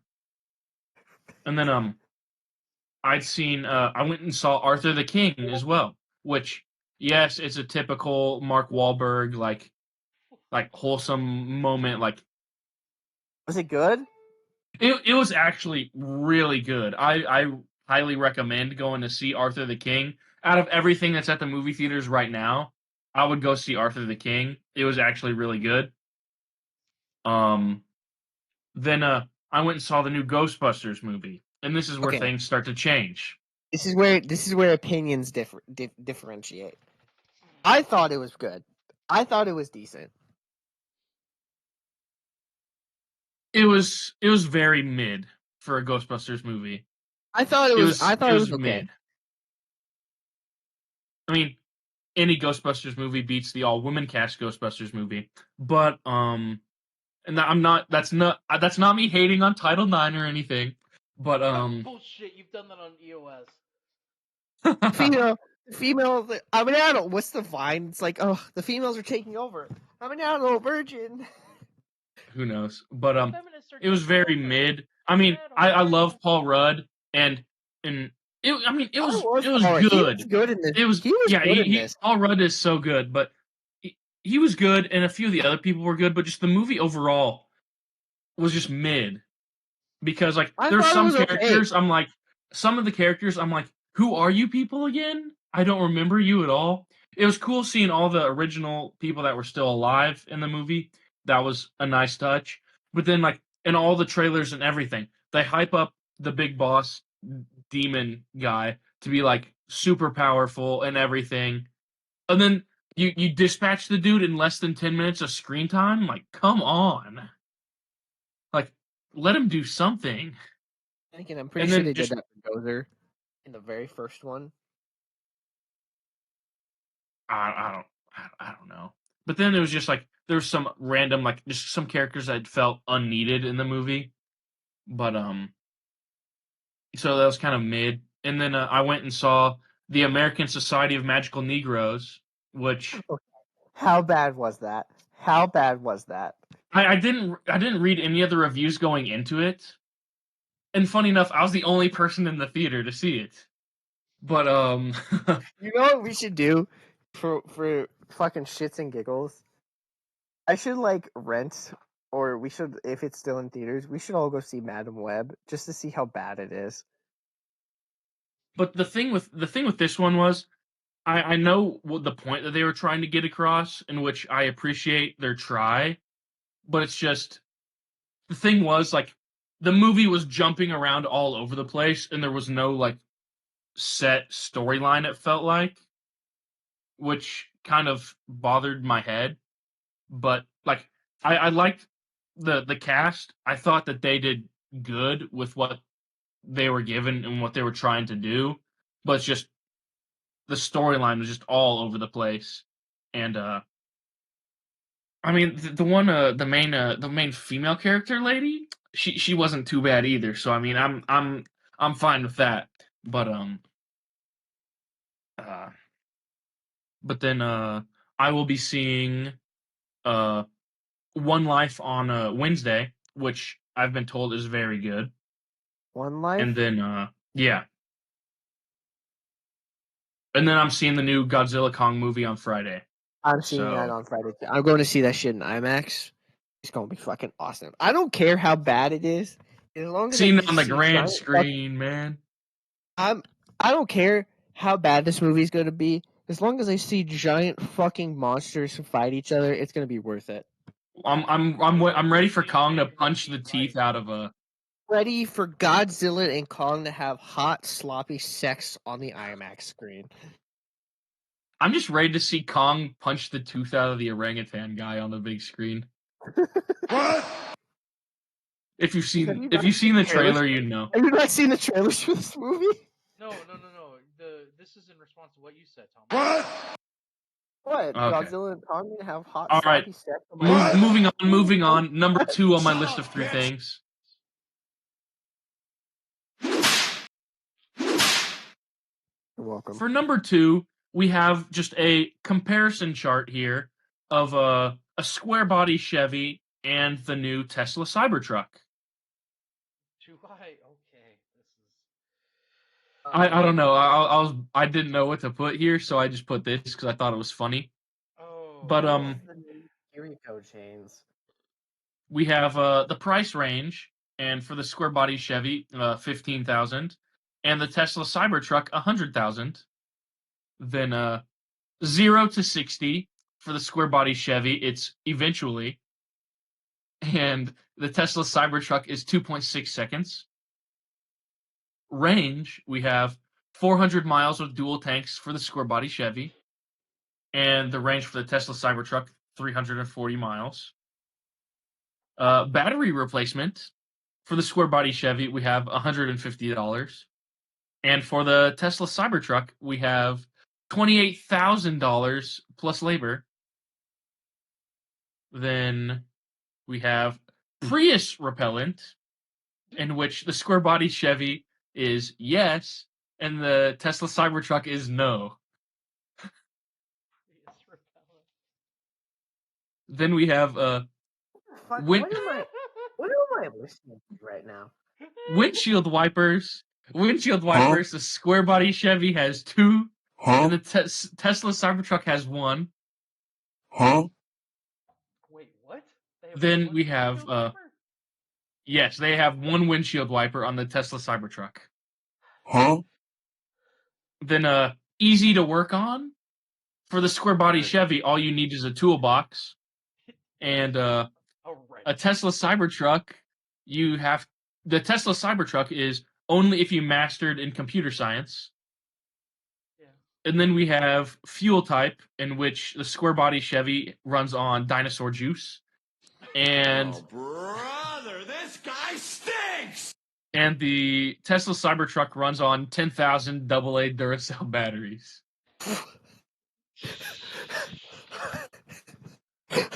What? Somebody love Ben's list of things. Or Ben's 3 things. You get random shit like this. There's the picture, gentlemen. Huh. Yep, sure enough. And then, finally, number 3 on my list of 3 things. Okay, we're joining you next. Bees make honey. What are we watching here? Well, yeah, I don't like what we're watching. It's a minute-long clip. I haven't even clicked it yet. In which, number 3 on my list of 3 things is Screw It, Shohei Ohtani Wi-Fi lights.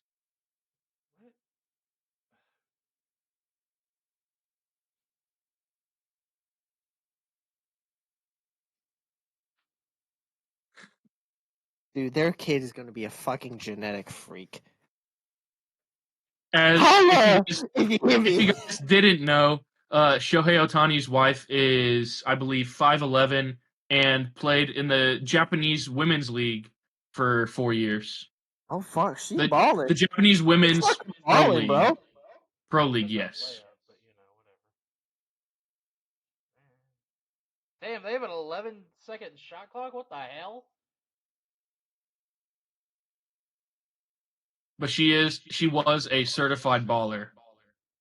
And it's guaranteed their kid's gonna be a 6 foot plus D1 athlete for sure. That kid is gonna be a genetic freak. Because she's, I think, as I remember correctly, she's 5'11" and he's 6'4". Right, that's something right there. But yes. Thank you, Ben. That's all I got. It's a weird one this week, but I was scrambling to find stuff, and I didn't know that she was a basketball player until 2 days ago. I didn't know she was one until you just showed me that. All right, gentlemen, it's now time for picks. That was pretty good. Yep. Totally didn't coordinate that while you were talking about your list of things. No, totally, nope, just a coincidence. Not at all. All right, we have 2 sports this week. 2 sports. 2 sports. Because, gentlemen, we have something returning this week. Football! Oh my god, we have your mic cut out. I'll be right back. Bad. Football! How about that? Was that better? I am back. Yeah. Okay. We start in the UFL, where 2 champions of their respective leagues meet for the first game in UFL history. As the 2-time UFL champion Birmingham Stallions take on the returning, defending, undisputed XFL heavyweight champions of the world, the Arlington Renegades, in Arlington, Texas, at Choctaw Stadium. Who do you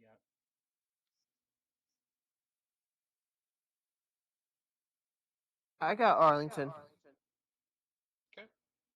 Okay. Give me Birmingham. Okay, Paint me a Birmingham. Yeah, I think it's Birmingham.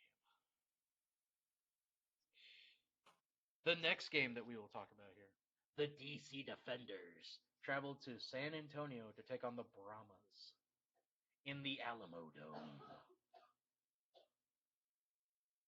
As you can hear Ashley coughing in the background. I'm gonna go with San Antonio. Okay. Ben? DC San Antonio. Yeah, San Antonio. Okay, I'm going DC. I think the Defenders are gonna do some stuff here. The Memphis Showboats take on the Houston Roughnecks, who probably have the second best jerseys in the league. Houston.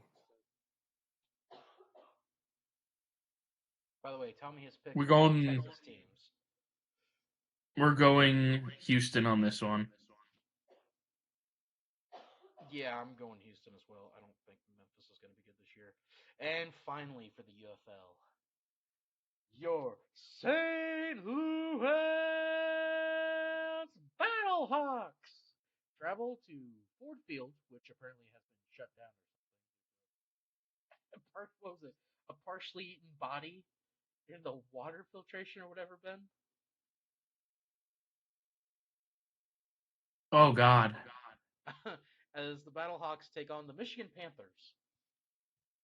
I'm gonna call so goddamn hard. Okay. The Battlehawks, duh. AJ McCarron. STL. Yeah. Yeah. Yeah. Tommy, can I get a yeah?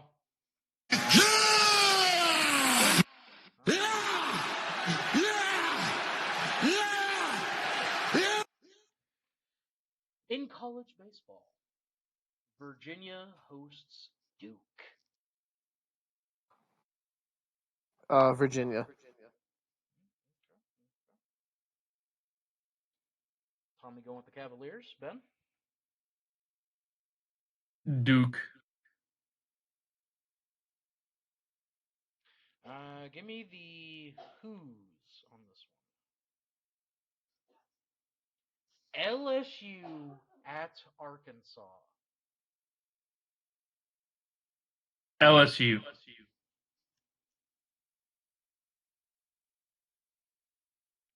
Tommy? LSU.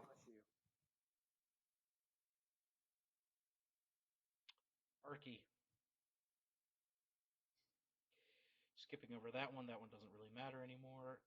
A big one in the Big 12. This is a big one, actually, in the Big 12. Texas and now ranked K-State. Horns down. Okay. Horns down. KSU Wildcats. Give me that Fortnite dancing Wildcat. Ben, we don't get to see that Fortnite dancing Wildcat this year. Yes. You graduate? Big sad moments. UNC and Wake Forest.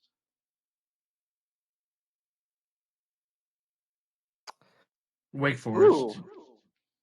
I'm going to go UNC. Give me those Demon Deacons from Salem. Another sleeper game. Louisville versus Florida State. Florida State.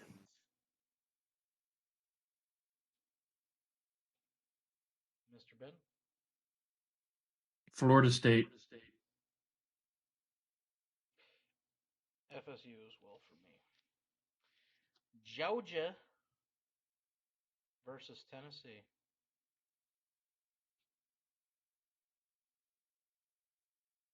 Wait, what? Who? I spaced out for a second. Georgia. Versus Tennessee. Charlie Condong.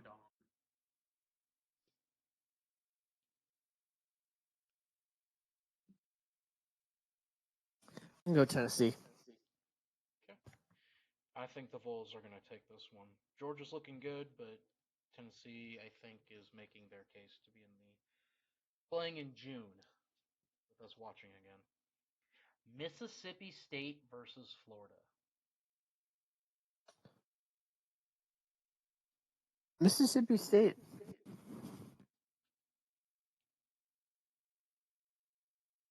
Ben?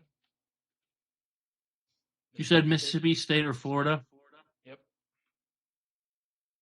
Mississippi State.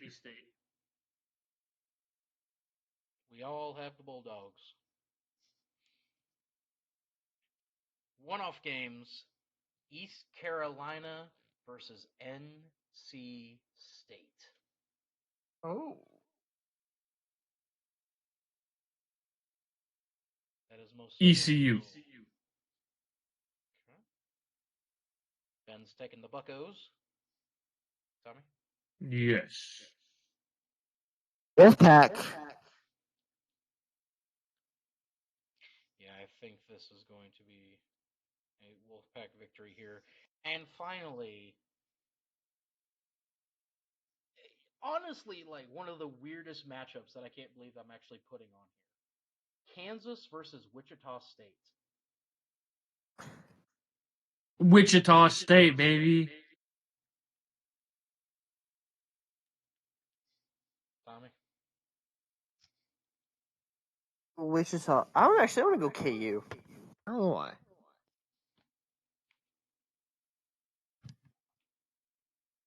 MIC! Oh, so you're cheering for Wichita, Brock. Cool. To review, these are the picks. Tommy has the Renegades, the Brahmas, the Roughnecks, and your St. Louis Battlehawks. For UFL action, Virginia, LSU, Kansas State, UNC, Florida State, Tennessee, Mississippi State, NC State, and that little school in the West. Ben has Birmingham, so the Stallions, the Brahmas, the Roughnecks, and the Battlehawks. Also Duke, LSU, Kansas State, Wake Forest, Florida State, UGA, Georgia, Mississippi State, East Carolina, and Wooshock. I have the Stallions, the Defenders, the Roughnecks, and the Battlehawks, the Hoos of Virginia, Razorbacks, KSU, Wake Forest, Florida State, Tennessee, Mississippi State, NC State, and Wooshock. May the odds be ever in your favor. And now for something completely different. We actually have mailbag. Ooh. We have a mailbag? We have a mailbag. So in case you all haven't noticed here on the channel, I did several videos came out on the channel this week from me, including Brock's Hot Corner #1, in which I talked about the nickname for the Royals in MLB The Show being the Crowns. That's it? Yeah. The Blue Crew? We'll get to that later. We'll get to it here. So I talked about how it was done. This is from one Tobin Davis. He said, many people reference the Royals, the Crowns, due to the crown on top of the logo. It's not the first choice, but sure is one of the nicknames.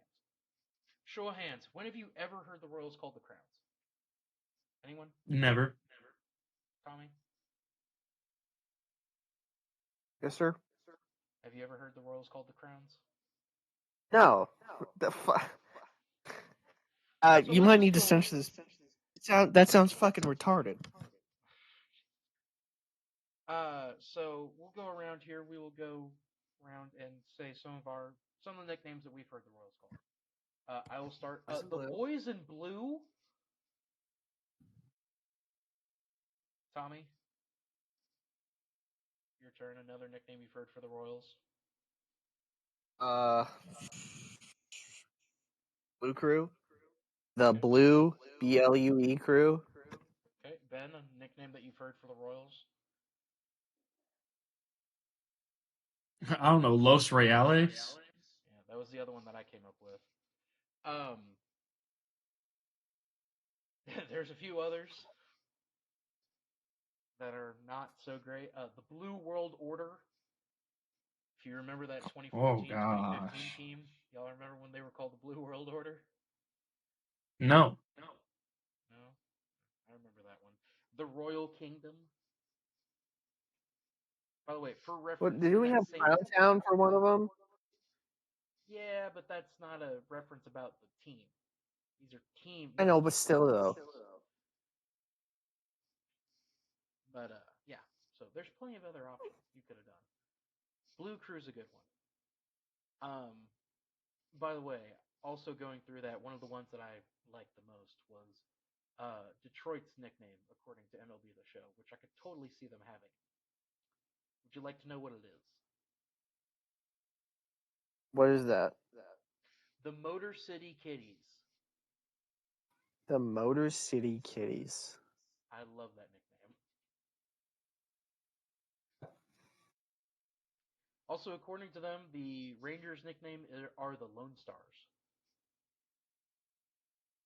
Okay.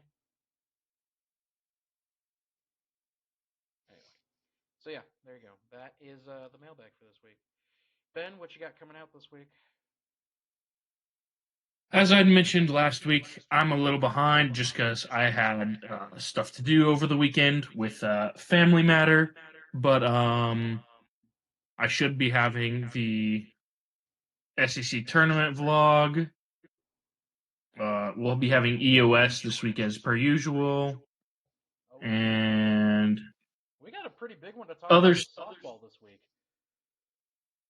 Oh, okay. Oh, major things happen in softball this week. They dropped the number 2 team in the country and swept them. Oh. LSU got swept by Mizzou. Oh, man. Yeah.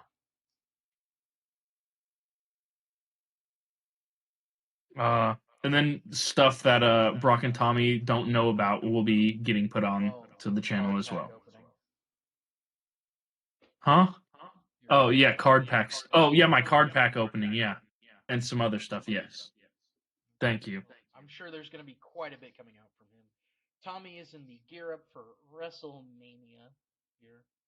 Yeah, I have one more go. I have the Go Home show next week, and then we have days 1 and 2 of WrestleMania. Also, I forgot to mention, the Motor City Machine Guns are free agents. Yeah.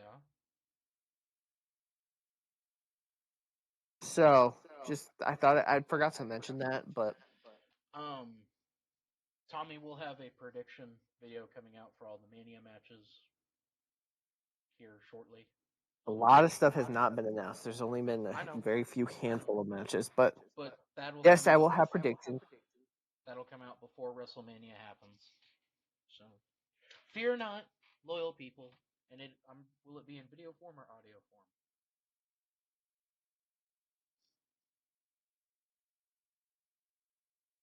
Mr. Haley? Will it be in video form or audio form? Good question. I don't know. Okay, cool. Anyway. I don't know. There's my answer. Cool. Where can you be found on Twitter, gentlemen? I can be found on Twitter at dude_rex14. The D and the R are capitalized. Ben? I can be found at Elite Tiger Sport. The E, the T, and the S are capitalized. I can be found on Twitter at Brett Gorton99. The B and the G are capitalized on that one. You can follow B Card Entertainment on Twitter at B_Card ENT. The B, the C, and the E are all capitalized on that one. Episode 2 of Idiot Plays MLB The Show 24 will be coming out this week. If you missed any of it, the full live stream's up on Twitch, by the way. By the way, yes, we still have a Twitch account, so go watch that. There might be something else coming out on Twitch this week. I don't know yet. Ooh, what could it be? Anyway, that's it for Big Time Talkers this week. Have a wonderful rest of your week, folks. Bye. Stay safe.